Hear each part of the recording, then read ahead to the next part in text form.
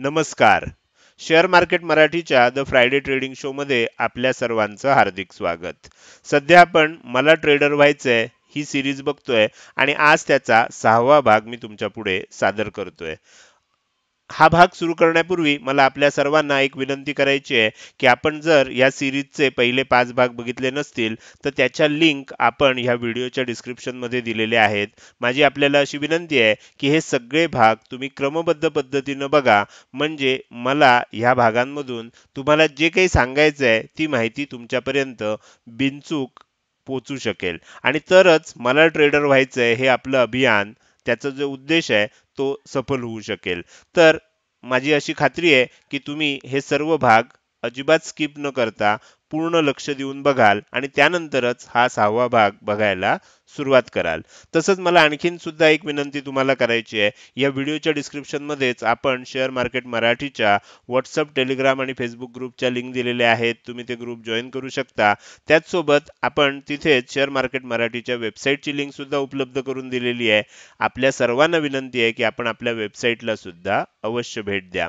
या सगळ्या महत्त्वाच्या सूचनांनंतर आता आपण आजच्या भागाला सुरुवात करूया आणि सुरुवातीला समजून घेऊया की आजच्या या व्हिडिओमध्ये आपण नक्की काय काय बघणार आहोत. तर नेहमीप्रमाणे सुरुवात व्हिडिओची असणार आहे ती प्रस्तावनेपासून असेल. त्यानंतर आजचा मूळ विषय आपला जो आहे की जे 5 भाग झालेले आहेत ते भाग बघितल्यानंतर तुमच्या मनात ज्या काही शंका येतील तर त्या शंका तुम्ही विचारण्यासाठी मी तुम्हाला एक फॉर्म उपलब्ध करून दिलेला होता. त्या गुगल फॉर्ममध्ये तुम्ही तुमचे प्रश्न विचारायचे होते. आता तुम्ही ही सीरीज मधला हा व्हिडिओ अगदी सीरीज चालू झाल्यापासून क्रमानं बघत असाल तर तुम्हाला त्या फॉर्ममध्ये प्रश्न विचारण्याची संधी नक्कीच मिळाली असेल. अर्थात हा व्हिडिओ तुम्ही नंतर बघत असाल तर मी इथे काय केलंय, जे कॉमन प्रश्न आहेत जे तुमच्या मनात येऊ शकतात असे सगळे प्रश्न निवडलेले आहेत आणि त्या प्रश्नांची उत्तरं इथे देण्याचा प्रयत्न करणार आहे. तर आता आपण पुढे जाऊया. शेवटी नेहमीप्रमाणे आपण पुढच्या भागामध्ये काय असणार आहे ते सांगण्याचा प्रयत्न करणार आहे. तर आपण आता आजच्या व्हिडिओला प्रस्तावनेपासून सुरू करतोय. मात्र ते करत असताना आपल्याला नेहमीप्रमाणे एक चांगला कोट किंवा एक चांगलं सुभाषित बघायचं असतं. तर आपण आजचं जे सुभाषित आहे ते सुभाषित असं आहे की there is no shortcut in life and trading. म्हणजे आपल्याला आपल्या आयुष्यामध्ये आणि ट्रेडिंगमध्ये कुठलाही शॉर्टकट असत नाही. बऱ्याच वेळेला काय होतं की आपण यूट्यूबच्या माध्यमातून, सोशल मीडियाच्या माध्यमातून मोठे मोठे जे सक्सेसफुल ट्रेडर आहेत ते सक्सेस झाल्यानंतरची त्यांची जर्नी आपण तिथे बघत असतो. मात्र आपल्याला त्यांचा स्ट्रगल पिरियड माहीत नसतो आणि त्यामुळे प्रॉब्लेम असा होतो की आपल्याला काम करताना असं वाटतं की लगेच दुसऱ्या दिवशी आपल्याला सक्सेस मिळू शकेल किंवा आपल्याला काही शॉर्टकटनं लगेच सक्सेस मिळू शकेल. मात्र जगामध्ये ट्रेडिंग करत असताना किंवा आयुष्यामध्ये कुठेही आपल्याला कधीही शॉर्टकटनं यश मिळत नाही. त्याच्यासाठी आपल्याला जी मळलेली वाट आहे त्या वाटेनंच जावं लागतं. एवढंच मला सुरुवातीला सांगायचं आहे. आपण आता आजच्या व्हिडिओची प्रस्तावना करूया. तर त्यात पहिला आपला मुद्दा असा आहे की आपण ट्रेडिंग करिअर कसं करायचं, कसं सुरू करायचं. तर ह्याबाबत मला अनेक जे प्रश्न येत होते त्यावरूनच आपण ही सिरीज चालू केली आहे की मला ट्रेडर व्हायचं आहे. तर त्याच्यासाठी लागणाऱ्या अनेक गोष्टींची माहिती आपण आतापर्यंत बघितलेली आहे. ट्रेडिंग सायकोलॉजीचं महत्त्व काय आहे ते मी या व्हिडिओच्या माध्यमातून समजून सांगितलेलं आहे. आणि सगळ्यात महत्त्वाची गोष्ट चौथ्या भागामध्ये आपल्याला ट्रेडिंग सायकोलॉजी तयार होण्यासाठीची एक स्ट्रॅटेजी दिलेली आहे. आता आजच्या व्हिडिओमध्ये आपल्याला लक्षात येईल की बऱ्याच जणांना असं वाटलंय की ती स्ट्रॅटेजी म्हणजे प्रॉफिट मिळवण्यासाठीची शेअर मार्केटमध्ये वापरण्याची स्ट्रॅटेजी आहे. प्रत्यक्षात ती स्ट्रॅटेजी आपण जी दिलेली आहे ती आपली सायकोलॉजी तयार होण्यासाठीची स्ट्रॅटेजी आहे. त्याच्यामध्ये आपल्याला प्रॉफिट किती मिळतंय, लॉस किती होतोय ह्याचं ॲनालिसिस आपण करणारच आहोत. पण त्याच्यावर आत्ता आपण मुख्य भर देणार नाहीये आणि म्हणून ती स्ट्रॅटेजी आपण अशा पद्धतीनं दिली आहे की त्याच्यामध्ये कमीत कमी प्रॉफिट होईल, कमीत कमी लॉस होईल. मात्र आपण जे काही नियम बनवतो ते नियम आपल्याला फॉलो करणं सोपं जाईल आणि त्यामुळे हळूहळू आपल्याला काय होत जाईल, जेव्हा क्वांटिटी आपण वाढवत जाऊ त्यावेळेला मग आपली सायकोलॉजी आपल्याला ट्रेडिंगसाठी अनुकूल तयार झालेली असेल. असा आपला त्याच्या मागचा उद्देश आहे. त्याचबरोबर आपण मागच्या भागामध्ये 5व्या भागामध्ये ट्रेडिंग जर्नल म्हणजे काय, त्याचं महत्त्व काय आहे, स्ट्रॅटेजी ऑप्टिमाइज कशी करायची वगैरे सगळ्या गोष्टी आपण बघण्याचा प्रयत्न केलेला आहे. तर आता आपण पुढे जाऊया. ह्या भागामध्ये मी काय केलंय, की तुम्ही पहिले 5 भाग बघितल्यानंतर तुमच्या मनात जे काही प्रश्न निर्माण झाले, अर्थातच काय होतं, की जेव्हा कुठलीही नवीन गोष्ट आपण शिकायला सुरुवात करतो, त्यावेळेला आपले काही समज होतात, काही गैरसमज होतात, काही शंका असतात, काही प्रश्न असतात. मग त्यांना योग्य वेळी आपण जर विचारलं नाही, तर तेच आपण शंका किंवा गैरसमज घेऊन आपण पुढे जात राहतो आणि नंतर काय होत जातं, मग आपण जे काही चाललंय त्याच्यापासून डिस्कनेक्ट होत जातो. तसं होऊ नये म्हणून आपण ह्या भागामध्ये तुमच्या प्रश्नांची उत्तरं देण्याचा आणि त्यातून बऱ्याच गोष्टी क्लिअर करण्याचा प्रयत्न करतोय. दुसरी महत्त्वाची गोष्ट अशी आहे, की ज्यावेळेला मी हा Google फॉर्म तुम्हाला उपलब्ध करून दिला, त्यावेळेला अनेकांनी त्याच्यामध्ये ह्या विषयाशी संबंधित नसणारे प्रश्न विचारले. बरेच जणांचे प्रश्न हे निफ्टी बँक निफ्टीशी संबंधित होते. बरेच जणांचे प्रश्न ऑप्शन ट्रेडिंग शी संबंधित होते किंवा इतर वेगवेगळ्या म्युच्युअल फंड आणि अशा प्रश्नांची त्याच्यामध्ये भर आपल्याला बघायला मिळाली. मात्र ह्या व्हिडिओमध्ये आपण काय करणार आहे, की मला ट्रेडर व्हायचं आहे ह्या विषयाला धरून असणारे जेवढे जेवढे प्रश्न होते, त्या सगळ्या प्रश्नांची आपण याच्यामध्ये समावेश केलेला आहे आणि त्या सगळ्या प्रश्नांची उत्तरं आपण देण्याचा प्रयत्न करणार आहे. मात्र इथे एक गोष्ट लक्षात ठेवायची आहे, की तुम्ही जसे प्रश्न विचारलेत, म्हणजे मी इथे प्रश्न ज्यांनी विचारला त्यांचं नाव, त्यांनी स्वतःचं नाव जसं टाईप केलंय तसंच मी दाखवतोय. ज्यांची नावं मराठीत आहेत, त्यांची नावं मला अगदी व्यवस्थित घेता येतील. पण काही लोकांनी आपली नावं इंग्लिशमध्ये टाईप केली आहेत, तर तिथे थोडंसं माझ्याकडून उच्चारामध्ये चूक होऊ शकते. त्याबद्दल मी सुरुवातीलाच माफी मागतोय. तर आपल्याला ते प्रश्न विचारणाऱ्याचं नाव आणि त्यांनी विचारलेल्या त्यांच्याच भाषेत मी त्याच्यामध्ये कुठेही कॉमा, कुठेही प्रश्नाचं स्वरूप बदलण्याचं काही मी फक्त कॉपी करून जशाच तसा प्रश्न इथे घेतलेला आहे. त्याच्यामुळे जे काही टायपिंग असेल ते सगळं विचारणाऱ्यांनी जसं केलंय तसंच्या तसं मी इथे घेतलेलं आहे. त्याच्यामुळे त्या टायपिंग मधल्या कुठल्याही काही ज्या काही प्रॉब्लेम्स असतील त्याच्यासाठी मी जबाबदार असणार नाही. त्याची उत्तरं, त्याच्या मागची भावना आपण समजून घेऊन त्याची उत्तरं देण्याचा मी निव्वळ इथे प्रयत्न करणार आहे. तर आपण आता पुढे जाऊया आणि पहिला प्रश्न बघूया. तर प्रश्नोत्तरामध्ये आपण पहिला प्रश्न बघतोय. तर पहिला प्रश्न संतोषजीने विचारलेला आहे. त्यांचा प्रश्न काय आहे समजून घेऊया. तर त्यांचा प्रश्न असा आहे, की सर तुम्ही जो इंडिकेटर सांगितला आहे तो मोबाईलवरून ट्रेडिंग व्ह्यूच्या साईटवर चार्टवर दिसत नाही, असं त्यांचं म्हणणं आहे.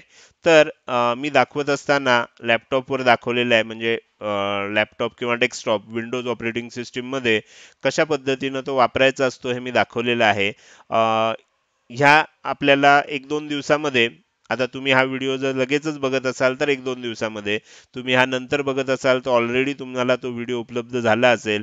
मी एक छोटासा व्हिडिओ सेपरेटली मोबाईलवर हे सगळं कसं करायचं, स्ट्रॅटेजी पुन्हा समजून सांगणार नाहीये. स्ट्रॅटेजी तीच आहे, पण हे सगळं मोबाईलवरून कसं करायचं ते मोबाईलवरच रेकॉर्ड करून तुम्हाला त्याचा एक व्हिडिओ लवकरच या 1-2 दिवसामध्ये उपलब्ध करून देणार आहे. तर त्याच्यामुळे तिथे तुम्हाला हा इंडिकेटर कसा मोबाईलमध्ये वापरायचा, मोबाईलवरच तुम्ही जर बघत असाल तर कसा वापरायचा, आपल्याला टॉप लुजर्स, टॉप गेनर्स कशा पद्धतीनं शोधून काढायचे, ह्या सगळ्या त्या ज्या काही तुमच्या शंका मला या प्रश्नावलीच्या माध्यमातून तुमच्या आणि इतरांच्या आलेल्या आहेत, त्यावर आधारित मी एक व्हिडिओ लवकरच उपलब्ध करून देतो. अगदी छोटा व्हिडिओ असेल, ज्यामध्ये तो इंडिकेटर कसा घ्यायचा, स्टॉक कसे ॲड करायचे आणि त्याच्यामध्ये आपल्याला टॉप लुजर, टॉप गेनर कशा पद्धतीनं शोधून काढायचे, ह्या गोष्टी ज्या मोबाईलवर करताना थोड्या वेगळ्या पद्धतीनं कराव्या लागतात, त्या दाखवण्याचा मी प्रयत्न करणार आहे. तर हा पहिला प्रश्न होता संतोषजींचा, त्याचं उत्तर आपण बघितलंय. त्यानंतर दुसरा प्रश्न आहे, हा संजयजींचा आहे. त्यांनी काय प्रश्न विचारलाय बघूया. तर ते असं म्हणतात, सर माझी चूक अशी होते की टार्गेटच्या वेळी मी लवकर बाहेर पडतो आणि स्टॉप लॉसच्या वेळेला उशिरा बाहेर पडतो. हे टाळण्यासाठी काय केलं पाहिजे प्लीज सांगा. हा आपल्यापैकी बहुतांश जणांना आलेला अनुभव असणार आहे. आपल्यापैकी बरेच जण काय करतात, आणि म्हणून मी या व्हिडिओ सिरीजच्या सुरुवातीलाच सांगितलेलं आहे, की आपण जे ट्रेडर लोक असतो हे आपण लॉसला घाबरत नाही, आपण प्रॉफिटला घाबरतो. प्रॉफिट थोडं दिसायला लागलं की वाटतं अरे बापरे हे आता निघून जाईल का काय, आपण लगेच बुक करतो आणि लॉस मात्र बराच वेळ होल्डमध्ये राहतो. तर ह्याचं कारण काय असतं? तर ह्याचं कारण असं असतं, सगळ्यात महत्त्वाचं कारण, ज्याच्यावर आपण पुढच्या व्हिडिओमध्ये खूप डिटेलमध्ये बघणार आहोत. आत्ता प्रश्न विचारलाय म्हणून थोडक्यात सांगतो. तर त्याचं सगळ्यात महत्त्वाचं कारण ते म्हणजे आपल्याकडे कुठलाही ट्रेडिंग प्लॅन असत नाही. ट्रेडिंग प्लॅन जर तुमच्याकडे असेल तर आपण काय करू शकतो, एंट्री कुठे घ्यायची आहे हे आपल्याला आपलं ठरलेलं असतं. मग एंट्री कुठे घ्यायची, तिथे एंट्री घेतल्यानंतर स्टॉप लॉस कुठे लावायचा, टार्गेट कुठे लावायचं, हे आपलं जर फिक्स असेल तर मग आपल्याला अशी भीती वाटणार नाही. बरेच वेळेला काय होतं की जे ट्रेडर्स असतात त्यांचं ढोबळमानानं दोन भागामध्ये वर्गीकरण करता येतं. ते ज्याला आपण पहिला भाग असतो ज्याला आपण म्हणतो डिस्क्रिशनरी ट्रेडर्स. डिस्क्रिशनरी ट्रेडर्स म्हणजे काय, जे सायकोलॉजीवर आधारित म्हणजे भावनेच्या भरामध्ये ट्रेड घेतात. म्हणजे खूप तेजी व्हायला लागली की मग त्यांच्या लक्षात येतं की अरे आता आपल्याला कॉल बाय केला पाहिजे किंवा आता आपल्याला हा शेअर बाय केला पाहिजे, किंवा सगळीकडे बातम्या दिसायला लागल्या की आपण पटकन त्याच्यामध्ये निर्णय घेतो. असे जे भावनेच्या भरात निर्णय घेणारे असतात त्याला डिस्क्रिशनरी ट्रेडर्स असं म्हटलं जातं. दुसरा प्रकार असतो ज्याला आपण सिस्टमॅटिक ट्रेडर किंवा सिस्टीम ट्रेडर असं म्हणतात. तर सिस्टमॅटिक ट्रेडरमध्ये काय असतं की त्यांची एक सिस्टीम ठरलेली असते. ते जगात काय चाललंय त्या बातम्यांकडे लक्ष नसतं. त्यांचं सिस्टीम ठरलेली आहे. सिस्टीममध्ये एंट्री आली की ते एंट्री घेतात. स्टॉप लॉस जिथे लावायचा तिथे स्टॉप लॉस लावतात. टार्गेट कुठे लावायचं हे स्टॉप लॉसनुसार रिस्क रिवॉर्ड रेशोनुसार ठरलेलं असतं. तिथे टार्गेट लावतात. स्टॉप लॉस हिट झाला बाहेर पडतात. टार्गेट हिट झालं बाहेर पडतात. ते हा विचार करत नाहीत की बातम्या काय चालल्या आहेत, टीव्हीवर काय सांगतायत, आज कसली न्यूज आली आहे, हा शेअर भरपूर वाढलेला दिसतोय, हा कमी झालेला दिसतोय. अशा पद्धतीनं ते सायकोलॉजीवर भावनेच्या भरामध्ये कुठलाही निर्णय घेत नाहीत.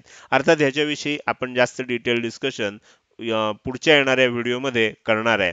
तर त्यामुळे तुमच्यासारखाच प्रश्न अनेकांचा असणार आहे. त्याचं आणखीन डिटेल उत्तर आपण पुढच्या वेळेला देण्याचा प्रयत्न करणार आहे. त्यानंतर तिसरा प्रश्न आहे, हा दीपक सरनी विचारलेला आहे. त्यांचे कदाचित 3 प्रश्न आहेत. पहिला प्रश्न विषयाला धरून नव्हता, त्यामुळे तो मी स्किप केलेला आहे. तर दुसरा प्रश्न त्यांचा असा आहे की एकदा ट्रेड घेतल्यावर वाटत असलेली भीती कशी दूर करायची. तर आत्ता संजय सरनी जो प्रश्न विचारलेला होता त्याच्यासारखाच हा प्रश्न आहे. याचं आपल्याला डिटेलमध्ये उत्तर आपल्याला पुढच्या व्हिडिओमध्ये मिळणार आहे. तुमच्याकडे जर एक ट्रेड प्लॅन तयार असेल, बऱ्याच वेळेला आपण ट्रेड कधी घेतो, आपल्याला अचानक काहीतरी गोष्ट दिसते, आपल्याला काही त्याची तयारी नसते आणि आपण ट्रेड घेतलेला असतो. तर अशा वेळेला आपल्याला काय होऊ शकतं, भीती वाटू शकते. आता ट्रेड घ्यायचा, प्रत्येक ट्रेड हा रिस्कच असते, त्यामुळे घाबरलं तर पाहिजे. पण आपल्याकडे जर एक प्रॉपर ट्रेड प्लॅन असेल तर आपल्याला स्टॉप लॉस कुठे लावायचा आहे, टार्गेट कुठे लावायचं आहे, एंट्री कुठे घ्यायची आहे, हे सगळं जर आपलं फिक्स असेल तर मग काही नाही, मेकॅनिकल पद्धतीनं मग काम करायचं. जर आपल्या नुसार ट्रेड आला तर आपल्याला टार्गेट हिट झाल्यावर बाहेर पडायचं. आणि दुसरी महत्त्वाची गोष्ट त्याच्यामध्ये अशी असते की बऱ्याच वेळेला आपल्याला पश्चात बुद्धीनं त्रास जास्त होतो. पश्चात बुद्धी काय असते की ट्रेड घेतल्यानंतर आपण बाहेर पडल्यानंतर बरेच वेळेला काय होतं, आपण प्रॉफिट बुक केलं, आपल्याला वाटतं अरे रे थांबलो असतो तर आणखीन 100 पॉईंट बँक निफ्टी गेली होती, मला आणखीन एवढा प्रॉफिट झाला. एकदा ट्रेड तुम्ही स्क्वेअर ऑफ केला की त्या ट्रेडचा विचार करायचा नाही, आपल्याला पुढच्या ट्रेडच्या दृष्टीनं सेटअप मिळतोय का हे बघायचं. किंवा स्टॉप लॉस हिट झाल्यानंतर बरेच वेळा काय होतं मार्केटमध्ये, पुन्हा रिव्हर्सल येतं आणि मग टार्गेट येतं. पहिलं स्टॉप लॉस हिट होतो आणि मग टार्गेट येतं. तर तिथे तुम्ही काय विचार करू शकता की आपलं स्टॉप लॉस लावत असताना आपण सिस्टीमनं सांगितलेला स्टॉप लॉस लावला की आपल्याला परवडणारा, आपल्याला योग्य वाटणारा लावला. तर तिथे जर आपण सिस्टीमनं सांगितलेला स्टॉप लॉस लावला असेल तर आता मग ह्याच्यामध्ये सिस्टीमनं सांगितलेला स्टॉप लॉस म्हणजे काय, तर ह्या गोष्टी सुद्धा आपण बघणार आहोत. तर आपल्या ह्या स्ट्रॅटेजी पुरतं बघायचं झालं तर सिस्टीमनं सांगितलेला स्टॉप लॉस कुठे असेल त्यासाठी मी इथे येतोय आणि तुम्हाला इथे दाखवतो. समजा आपण अंबुजा सिमेंटचा विचार करूया. तर इथे बघा आज अंबुजा सिमेंटमध्ये काय झालं, आपण इथे एंट्री घेतली. आज मार्केट खालच्या दिशेनं जात होतं, तर त्याच्यामुळे आपण काय केलं, टॉप लुझर्समधनं, मी आता इथे पुन्हा दाखवतोय, थोडं झूम करून दाखवतो म्हणजे तुम्हाला व्यवस्थित दिसू शकेल. ओके. तर इथे जर बघितलं तर इथे आपल्याला हा ग्रीन लाईन होती, बरोबर, ह्या दोन लाईन होत्या. म्हणजे ह्या कॅन्डलनं काय केलं, आपल्याला तो जो हे होता इंडिकेटर होता त्याच्या ग्रीन लाईनच्या खाली क्लोजिंग दिलं. तर त्याच्यानंतर आपण इथे एंट्री घेतली. आपल्याला इथे नुसतं बघितलं तर काय वाटतंय, स्टॉप लॉस हिट झालाय. प्रत्यक्षात स्टॉप लॉस हिट झालेलं नाही, आपल्याला 1% टार्गेट दिल्यानंतरच स्टॉप लॉस हिट झालाय. तर आपण इथे बाहेर पडलो समजा नसतो काही कारणामुळे, तर आपल्याला काय झालं असतं, इथे स्टॉप लॉस हिट झाला असतं. म्हणजे ज्या वेळेला ही कॅन्डल क्लोज झाली, आपण काय करायचं, समजा इथे आपण 1% प्रॉफिट झाल्यावर बाहेर पडलो नाही, तर जेव्हा इथनं वर क्लोज झाली आपण इथनं बाहेर पडायचंय.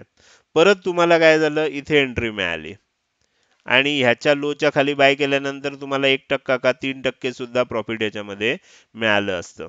तर ह्या पद्धतीनं आपल्याला काम करायचं आहे. आपण जर सिस्टमॅटिक ट्रेडर आहोत, आपली सिस्टीम ठरली आहे की आज टॉप लुजर बघायचे आहेत. अंबुजा सिमेंट हा टॉप लुजर मध्ये होता. मी पुन्हा एकदा दाखवतो, आजचे टॉप लुजर मी इथे काढून ठेवलेत. त्याच्यामध्ये आपण बघूया 3 नंबरला अंबुजा सिमेंट होता आणि ह्याच्यामध्ये एकदा रिव्हर्स आल्यामुळे मी ते दाखवलं. आयबुल हाऊसिंग फायनान्स जो आहे तो डायरेक्ट त्यानं काय केलं, इथे तुम्ही बघा. इथे आता इथे कसा ट्रेड घ्यायचा आहे, मी मुद्दाम 1-2 एक्झाम्पल दाखवतोय. इथे लो बनला, आता हा लो तुटेपर्यंत वाट बघायची का, बघू शकता. किंवा जर असं एक आपल्याला असं लक्षात आलं की इथे एक रेंज तयार होतीये, तर ह्या रेंज मध्ये खालच्या बाजूला रेंज तयार होती आणि एकदा सुद्धा आपण वर गेलो नाहीये, तर ह्या रेंजचा ब्रेकआउट जिथे येईल म्हणजे ह्या कॅन्डलला आला, इथे आपण हाय आणि लो जी काही एक रेंज तयार झाली आहे तासाभराची, ही बघायची आणि त्याचा खालच्या बाजूने ब्रेकआउट झाल्यानंतर सुद्धा एंट्री घेऊ शकतो आपण. आणि मग स्टॉप लॉस लावत असताना ह्या रेंजच्या थोडासा वर आपण स्टॉप लॉस लावायचा. तर त्या पद्धतीने आपण इथे ट्रेड घेऊ शकलो असतो. तर हे झालं, आपल्याला सिस्टीम ठरलेली असेल तर मग भीती वाटण्याचा आणि इतर काही आपल्या मनात भावना येण्याचा प्रश्न नाही. ज्या वेळेला आपल्याला एंट्री दिसतेय त्यावेळेला एंट्री घ्यायची. स्टॉप लॉस कुठे लावायचा आपल्याला फिक्स माहिती आहे, टार्गेट कुठे ठेवायचं माहिती आहे, मग भीती वाटण्याचं काही कारण राहत नाही. बरेच वेळेला आपण काय करतो, अधेमध्ये कुठेतरी एंट्री घ्यायचा प्रयत्न करतो आणि मग आपल्या मनामध्ये भीती वाटत राहते. किंवा आपण सेटअप सुद्धा काय करतो, 2-4 वेळा लॉस झाल्यानंतर वेगळा सेटअप वापरायला लागतो. कुठल्याही सेटअपचं आपण प्रॉपर बॅक टेस्टिंग करत नाही, त्याचं पेपर ट्रेडिंग करत नाही, त्याची काहीच माहिती घेत नाही. यूट्यूबवर व्हिडिओ बघतो आणि मग त्यानुसार काहीतरी करायला बघतो. 2-4 ट्रेडमध्ये चांगले वाईट झाले की आपण ती सोडून देतो स्ट्रॅटजी. म्हणजे एक प्रॉपर कुठल्या गोष्टीला आपण स्टिक राहत नाही, म्हणजे कुठच्याही एका गोष्टीवर आपण ठाम राहत नाही. आणि मग काय होतं, सारखं आपण सगळंच बदलत राहतो, रोज आपला ट्रेड प्लॅन नवीन असतो. अशा वेळेला मग आपल्याला भीती वाटू शकते. जर आपलं सगळं निश्चित आहे तर एंट्री मिळणार, त्यानंतर एकतर आपल्याला स्टॉप लॉस हिट होणार किंवा टार्गेट हिट होणार. आपण सातत्यपूर्ण जर ते गोष्टी करत राहिलो आणि ती स्ट्रॅटेजी आपण बॅक टेस्टेड असेल आपली, तर आपल्याला मग भीती वाटण्याचं काही कारण राहत नाही. तर आपण आता चौथा प्रश्न बघूया. तर ह्यांचाच दुसरा प्रश्न आहे, आमचं प्रॉफिट कमी आणि लॉस भरपूर होतो. तर त्याचं उत्तर मी मगाशीच सांगितलेलं आहे की आपण जे ट्रेडर असतो हे कधीही आपण लॉसला घाबरत नाही, प्रॉफिटला घाबरतो. त्यामुळे प्रॉफिट थोडं व्हायला लागलं की आपल्याला भीती वाटायला लागते, आपण बाहेर पडतो. लॉस मात्र होऊ देतो, त्यात आपल्याला आपण अजिबात टेन्शन घेत नाही. तर हे आपल्याला सिस्टमॅटिक जर ट्रेडर आपण बनलो तर आपण हे जे दोष आहेत हे आपण काढू शकतो. जोपर्यंत आपण सिस्टमॅटिक ट्रेडर बनणार नाही हे दोष आपल्यामध्ये राहणार आणि मग आपण कधीही प्रॉफिटेबल होऊ शकणार नाही. आपण आता चौथा राजू सरांचा प्रश्न घेऊया. तर त्यांनी काय म्हटलंय की पहिल्या 5 ते 15 मिनिटांमध्ये मार्केटचा ट्रेंड कसा ओळखावा. अतिशय चांगला प्रश्न आहे. ट्रेंड आपल्याला ओळखता येतो, प्रेडिक्ट करता येत नाही. बरेच वेळेला काय होतं, गॅपअप ओपन होतं, मग आपण टॉप गेनर बघायला जातो. आता आता मी ट्रेंड ओळखायला का सांगितलंय, तर आपल्याला काहीतरी डिसिजन घ्यायचा आहे. आपण काहीतरी एक सिस्टीम बनवली आहे, त्या सिस्टीम मध्ये मला डिसिजन घ्यायचा आहे. डिसिजन काय घ्यायचा आहे, तर मी बाय करण्याचे ट्रेड किती घेणार आणि शॉर्ट सेलचे ट्रेड किती घेणार, हा मला निर्णय घ्यायचा आहे. मग त्याच्यासाठी माझ्याकडे काहीतरी, तो निर्णय घेण्यासाठी काहीतरी आधार पाहिजे. ह्याच्यासाठी मी सांगितलं 5 ते 15 मिनिटं वाट बघा. निफ्टीमध्ये बघा की निफ्टीमध्ये तुम्हाला असं दिसलं की मार्केट तेजीमध्ये आहे, तर 2 तेजीचे घ्या, एक मंदीचा ट्रेड घ्या. ह्या पद्धतीनं आपल्याला बघायचं आहे. अर्थात कधी कधी काय होतं की पहिल्या 10-15 मिनिटांमध्ये अर्ध्या तासामध्ये मार्केट तेजीत राहतं आणि नंतर अचानक मंदीत येतं. तुम्हाला काहीच बदल करायचा नाहीये. पहिल्या 10-15 मिनिटांमध्ये 5 मिनिटांमध्ये जे काही तुम्ही बघितलंय त्याच्यानुसार तुम्ही 3 ट्रेड घ्यायचे आहेत. सिस्टीम ठरलेली आहे, त्यानुसार आपल्याला काम करायचं आहे. आणि सगळ्यात महत्त्वाची गोष्ट काय आहे, सध्या ही स्ट्रॅटजी आपण प्रॉफिट किंवा लॉससाठी बनवतच नाहीये. आपल्याला एक सिस्टमॅटिक ट्रेडर बनण्यासाठी, त्या सिस्टीमची आपल्याला सवय करण्यासाठी आणि सिस्टीमनुसार काम करण्यासाठी ट्रेडिंगची शिस्त लागण्यासाठी म्हणून आपण ही स्ट्रॅटेजी बघतोय. तर त्याच्यामुळे आपल्याला पहिल्या 5, 10, 15 मिनिटात जो काही ट्रेंड दिसेल त्यानुसार निर्णय घ्यायचा. समजा त्यानंतर त्याच्यामध्ये काही बदल झाला, आपण त्याची काळजी करण्याची काही गरज नाही. ज्या पद्धतीने आपल्याला दिसेल, मी 5व्या व्हिडिओमध्ये सांगितलेलं आहे, 5व्या भागामध्ये, की आपल्याला जर कन्फ्युजन होत असेल तर मग आपण काय करा, 2 शॉर्ट सेलचे ट्रेड घ्या, 1 बायचा ट्रेड घ्या, किंवा तुम्ही तिन्ही शॉर्ट सेलचे ट्रेड घेऊ शकता. असं सुद्धा केलं तरी काही हरकत नाही. ओके, त्याची कारणं आपण 5व्या भागामध्ये सांगितलेली आहेत. तर कसा ट्रेंड ओळखायचा हे मी आत्ता इथे सांगायचा प्रयत्न केला. पहिल्या 5, 10, 15 मिनिटात बघा कालच्या क्लोजिंगच्या तुलनेत आपण आत्ता कुठे आहोत निफ्टीमध्ये. जर गॅपअप असेल किंवा वरच्या दिशेनं असू आपण, तर तेजीचा ट्रेंड आहे असं ओळखा. खालच्या दिशेनं असेल तर आपण मंदीचा ट्रेंड आहे असं ओळखा. साईडवेज असेल तर आपल्याला काय करायचं माहिती आहे. सगळ्या गोष्टी आपण विचार करून सांगितलेल्याच आहेत. त्यांचा दुसरा प्रश्न असा आहे की ट्रेड घेतल्यानंतर पूर्ण टार्गेटसाठी मार्केट कुठपर्यंत जाईल हे कसं ओळखावं. असं कुठली ओळखण्याची पद्धत नाही. आपल्याला काय असतं, लॉ ऑफ प्रोबॅबिलिटीवर चालावं लागतं. म्हणजे शक्यतेचा जो नियम आहे त्याच्यावर चालावं लागतं. ही स्ट्रॅटेजी 60% ते 70% सक्सेसफुल आहे. याचा अर्थ 60 ते 70% वेळा आपण सगळे नियम जर प्रॉपर पद्धतीनं पाळले असतील तर आपल्याला यश येणार आहे. आता ते कधी येईल? 100 ट्रेड घेतल्यानंतर, 200 ट्रेड घेतल्यानंतरच ते 60 ते 70% ची आपल्याला प्रोबॅबिलिटी समजू शकते. आणि तितक्या काळासाठी आपण टिकलं पाहिजे, म्हणून कमीत कमी प्रॉफिट, कमीत कमी लॉस होणारी आपण स्ट्रॅटेजी निवडली आहे. म्हणजे आपण काय करू शकतो, तितका वेळ राहू शकतो. बाकी टार्गेटसाठी ट्रेड घेतल्यानंतर कुठपर्यंत आपल्याला माहित नाही. एकदा ट्रेड घेतला की आपल्याकडे 2च शक्यता आहेत. 1% झाल्यानंतर आपण बाहेर पडायचं. 2, स्टॉप लॉस हिट झाल्यानंतर आपण बाहेर पडायचं. स्टॉप लॉस हिट झाला ते स्टॉप लॉस लावायची सोय नाहीये ह्या स्ट्रॅटेजीमध्ये. आपल्याला चेक करत राहावं लागतं की आपण जो स्टॉप लॉस ठरवलाय त्यानुसार जर क्लोजिंग आलं, मॅन्युअली बाहेर पडायचं. इथे कुठेही स्टॉप लॉस लावण्याची सोय नाहीये. आपण पुढे जाऊ. त्यांचा तिसरा प्रश्न आहे की सायकोलॉजी कशी पक्की करावी, या विषयावर 2-3 व्हिडिओ आपल्याकडून मिळतील का. पुढचा व्हिडिओ जो असणार आहे त्याच्यामध्ये कॉमन सायकोलॉजीचे जे प्रॉब्लेम येतात आपल्याला, तर त्याच्यावर ते काय काय आहेत कॉमन प्रॉब्लेम्स आणि त्याच्यावर समाधान काय, सोल्युशन काय, ते आपण पुढच्या व्हिडिओमध्ये बघणार आहे. जर गरज वाटली तर आणखीन एखादा व्हिडिओ आणखीन काही विषय घेऊन नक्की बनवणार. एक व्हिडिओ तर 100% येणार आहे. तर राजू सरांच्या प्रश्नांना उत्तरं दिलेली आहेत. 5वा आपल्याला जे सदस्य आहेत रामचंद्रजी, त्यांनी काही प्रश्न विचारलेत. तर त्यांचा प्रश्न असा आहे की ट्रेडिंग व्यू ॲपमध्ये स्ट्रॅटेजीनुसार एंट्री आणि एक्झिट मिळत नाही किंवा एंट्री मिळाली तर टार्गेट येत नाही, अशा वेळी काय करावं. एक तर एंट्री आणि एक्झिट मिळत नसेल तर आपल्याला थोडी सरावाची गरज आहे. कारण रोज तुम्ही संध्याकाळी बघितलं तर तुम्हाला दिसणार की काही काही म्हणजे पहिल्या 5-7 मध्येच बघायचं, पहिल्या 10च्या खाली शक्यतो जायचं नाही. आणि ती लिस्ट काय करत राहायची, दर थोड्या वेळानं आपल्याला रिफ्रेश करत राहायची आहे. तर त्याच्यामध्ये आपल्याला एंट्री आणि एक्झिट समजा नाही मिळत असेल तर थोडा आपला स्पीड वाढवणं आवश्यक आहे. आणि हा स्पीड कशाच्या साहाय्यानं वाढणार, प्रॅक्टिसच्या साहाय्यानं वाढणार. तर जर समजा तुम्हाला प्रॉपर एंट्री मिळाली नाही तर ट्रेड घ्यायचा नाही. आणि समजा एंट्री मिळाली आणि टार्गेट आलं नाही, तर समजा आपल्याला त्यात ठरलेलंच आहे 3:10ला आपण क्लोज करून टाकायचं. स्टॉप लॉस सुद्धा हिट झाला नाही, टार्गेट सुद्धा आलं नाही, तर 3:05, 3:10ला जी काही किंमत असेल त्या किमतीला आपण एक्झिट करायचं. तर रामचंद्र सरांच्या प्रश्नाला आपण उत्तर दिलंय. आता 6वा प्रश्न जो आहे, माझ्या मते हे नाव साई असेल. कारण काय होतं, इंग्लिशचा हा प्रॉब्लेम होतो आणि म्हणूनच मी आधीच माफी मागितलेली आहे की आता ह्याचा उच्चार सई असा सुद्धा होऊ शकतो आणि साई असा सुद्धा होतो. तर ते साई असेल असं समजून त्यांनी काय प्रश्न विचारलाय त्यावर आपण उत्तर देऊया. त्याने असं विचारलंय की सर, टॉप लुजर और गेनर मध्ये आपण रिफ्रेश करतो त्यावेळी काही स्टॉक प्रॉपर सपोर्ट आणि रेझिस्टन्सच्या ब्रेकआउटला मिळत नाहीत. जे मिळत नाहीत ऑलरेडी ज्याच्यामध्ये होऊन गेले, जी ट्रेन सुटली आहे प्लॅटफॉर्मवरून, ती धावत जाऊन पकडायची नाही. म्हणजे मी तुम्हाला उदाहरण दाखवतो. समजा तुम्ही रिफ्रेश केल्यानंतर तुम्हाला लक्षात आलं की मी तुम्हाला इथे दाखवतो कुठला तरी एखादा. ओके, आता काय झालंय, समजा ही हा ट्रेड आहे. तुम्ही रिफ्रेश करून बघेपर्यंत इथे जर बघितलं तर इथे काय झालं होतं, लो बनला होता. या लाईनच्या खाली ह्या 2 ग्रीन लाईन आहेत. या 2 ग्रीन लाईनच्या खाली क्लोजिंग आलं, आपल्याला इथे लो बनला, इथे ब्रेक झाला आणि आपण इथे कुठेतरी आल्यानंतर ते बघितलं किंमत इथे आलेली आहे, ऑलरेडी हे सगळं होऊन गेलेलं आहे. तर ह्याच्यात संधी काय असते, जर समजा ते परत वर गेलं आणि परत ती किंमत आपल्याला मिळत असेल खाली येत असताना, तर आपण त्याच्यामध्ये एंट्री घेऊ शकतो. पण इथे कुठेतरी किंवा इथे कुठेतरी अशी एंट्री घ्यायची नाहीये. एक तर प्रॉपर त्या किमतीला मिळाली पाहिजे, किंवा एक आपल्याला जेव्हा बाउन्स येतो किंवा रिटेस्ट होतं, त्यावेळेला आपण तिथे ती एंट्री घेऊ शकतो. ती सुटून गेली समजा आपल्याला एंट्री आणि परत त्याच्यामध्ये मिळाली नाही, धावती ट्रेन आपल्याला पकडायची नाही. प्रॉपर प्लॅटफॉर्मला आलेली, थांबलेली, योग्य वेळी आपल्याला चढायला मिळणाऱ्या ट्रेनमध्ये आपल्याला चढायचं आहे.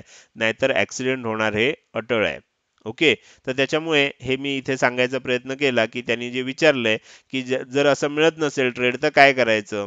तर ब्रेकआउटला मिळत नाही, तर कधी पूर्ण ब्रेकआउट दिल्यावर टॉप गेनर और लुजरमध्ये ते स्टॉक नंतर येतात. आता ह्याच्यासाठी आपल्याला काय करत राहावं लागतं, सारखं रिफ्रेश करत राहावं लागतं. आणि त्यामध्ये आपल्याला 3 ट्रेड ते 5 ट्रेड घ्यायचे आहेत. समजा आपल्याला पहिल्या 5 ट्रेडमध्ये काहीच मिळालं नाही, म्हणजे आपण एंट्री घेतली, स्टॉप लॉस हिट झाले, आपण बंद करून टाकायचं. त्या दिवशी आपण ट्रेड करायचा नाही. ज्या दिवशी आपल्याला म्हणजे त्याच्या पुढे ट्रेड करायचा नाही. ज्या दिवशी आपल्याला प्रॉपर एंट्र्या मिळत आहेत, त्याच दिवशी आपण 3 किंवा 5 ट्रेड झाल्यानंतर थांबायचं आहे. सगळे नियम आपण ठरवलेले आहेत. आता आपण काय करतोय, आपला भर सगळा काय होतोय, प्रॉफिटवर जातोय. आपण ह्या स्ट्रॅटजीज, मला नियमानुसार एंट्री घेता येते का, नियमानुसार मला एक्झिट करता येते का, भले मग स्टॉप लॉसचं असेल किंवा टार्गेटचं असेल, त्याचा सराव व्हावा म्हणून ती स्ट्रॅटजी दिलेली आहे. आपला भर म्हणजे हे सगळे प्रश्न बघितल्यानंतर माझ्या असं लक्षात येतंय, की आपण आपला सगळ्यांचा भर म्हणजे मी ह्यांचंच नाही म्हणत आहे, तर सगळ्यांचा भर प्रॉफिटवर आहे. तर प्रॉफिट आणि लॉस ह्याकडे बघायचंच नाहीये आपण सुरुवातीच्या काळात. ते बघत राहिलो तर आपली सायकॉलॉजी बिल्ड होणार नाहीये. आणि म्हणून मी कमीत कमी 5-10 ट्रेड, 5-10 क्वांटिटीमध्ये घ्या म्हटलंय. जेणेकरून 10-20 रुपये, 5 रुपये फायदा झाला, लॉस झाला, तुम्हाला त्याचं काही वाटणार नाही. बरोबर? तर सध्या आपल्याला काय करायचंय, आपण सिस्टमॅटिक ट्रेडर बनू शकतोय का? त्याचा आपल्याला सराव करायचा आहे. तर त्यामुळे ज्याच्या एंट्री मिळतील त्याच्या एंट्री घ्या, ज्या नाही मिळत आहेत, ज्या सुटून गेल्या आहेत, त्या सोडून द्या. सराव वाढवा, तुम्हाला हळूहळू चांगले चांगले स्टॉक योग्य वेळी मिळायला लागतील. आपण पुढे जाऊया. पुढचा प्रश्न आपण बघूया. त्यांचा पुढचा प्रश्न आहे, की सर आपण नियमानुसार एंट्री घेतो तेव्हा टार्गेट पूर्ण 1% येत नाही. मधूनच रिव्हर्स होतो आणि कधी-कधी मध्येच थांबतो. तर कधी जास्त येतो. अशा वेळी काय करायचं? अशा वेळेला काही नाही करायचं. आपल्याला सिस्टमॅटिक ट्रेडर व्हायचं आहे. एंट्री घेतल्यानंतर 3च शक्यता आहेत. एक तर काय होईल, आपला स्टॉप लॉस हिट होईल. दुसरं काय होईल, आपलं टार्गेट हिट होईल. तिसरं काय होईल, मध्येच राहील. मध्येच राहिलं 3-5, 3-10 ला स्क्वेअर ऑफ करून टाकायचं. एवढं आपण नियमानुसार सातत्यानं करत राहायचं आणि 200 ट्रेड घ्यायचे आहेत. बास, ह्याच्या पलीकडे आपल्याला काहीही विचार करायचा नाहीये. ओके. आपण पुढे जाऊया. 7वा प्रश्न आहे, संभाजी लाड यांनी विचारलेला आहे. तर त्यांचा प्रश्न असा आहे, त्यांनी असं लिहिलंय, आपण हाय आणि लो ब्रेक केले, नंतर एंट्री घेण्यास सांगितलं आहे. ती योग्यच आहे, परंतु तीच एंट्री हाय आणि लो कन्फर्म झाल्यावर अजून वर खाली घेतली तर टार्गेट लवकर मिळून बाहेर पडता येतं. असं केलं तर चालेल का? एक लक्षात घ्या, की शेअर मार्केटमध्ये अशी कुठलंही फिक्स नियम नाहीत. म्हणजे आपण कसं सायन्समध्ये जातो, सायन्समध्ये समजा फिजिक्स शिकत असू, तर तिथे न्यूटनचे 3 नियम आहेत. न्यूटनचा पहिला नियम, न्यूटनचा दुसरा नियम, न्यूटनचा तिसरा नियम. बरोबर? तर तसं आपल्याला ट्रेडिंगमध्ये असे कुठलेही नियम नाहीत. प्रत्येकानं आपापल्या अनुभवानुसार काही पद्धती बनवल्या ज्याला आपण स्ट्रॅटजी असं म्हणतो. तर तुम्हाला असं वाटत असेल, आता मी जी स्ट्रॅटजी दिली आहे ती मी माझ्या अनुभवानुसार दिलेली आहे. ती स्ट्रॅटजी 100% करेक्ट आहे, त्याच्यात अजिबात मॉडिफिकेशनची गरज नाही, असं माझं काहीच म्हणणं नाही आहे. तुम्ही प्रॉपर स्टडी करून जर तुम्हाला असं वाटत असेल की ह्याच्यामध्ये काही किरकोळ बदल करायचा आहे, तो बदल पूर्वी केल्यानंतर, पेपर ट्रेडिंग केल्यानंतर तो चांगल्या पद्धतीनं काम करतोय, तर तुम्ही ते बदल करायला मोकळे आहात. अजिबात असं त्याच्यात कुठेही नाहीये, की म्हणजे मी थोडक्यात असं सांगतो, ते आपण जी स्ट्रॅटजी दिली आहे, ही काही मी कुठल्या धर्मग्रंथातनं घेऊन दिलेली नाही. म्हणजे त्याच्यामध्ये आपल्याला काही बदल करण्याचा अधिकार नाही. अशी कुठलंही मी काही दिलेलं नाहीये. हे सगळं आपण अनुभवातून तयार करतो. आणि ही सिस्टीम मी कशासाठी तयार केली आहे, तर आपल्याला सिस्टमॅटिक ट्रेडर व्हायचं आहे. आपल्याला आर्थिक शिस्त, ट्रेडिंगची शिस्त लागायची आहे. आपल्याला प्रॉफिट लॉस कमवायचा नाहीये सुरुवातीच्या काळात. तर हे समजून सांगण्यासाठी आपण काय केलंय, ही स्ट्रॅटजी दिलेली आहे. तरी तुम्हाला वाटत असेल काही बदल करणं आवश्यक आहे, तर ते टेस्ट करा. चांगल्या पद्धतीनं वर्कआउट होत असतील तर नक्की बदल करायला आपण सर्वजण मोकळे आहोत. त्यानंतर आपण पुढचा प्रश्न घेऊया जो नामदेव सरनी विचारलाय. त्यांनी असं विचारलंय की trading view top gainer top loser कसं पाहायचं मोबाईल ॲपवर. तर मोबाईलसाठीचा व्हिडिओ मी तुम्हाला लवकरच या 1-2 दिवसामध्ये देणार आहे. तर त्यामध्ये मी सगळ्या गोष्टी सांगणार आहे. त्यानंतर आपण 9वा प्रश्न आहे रोहित सरांचा.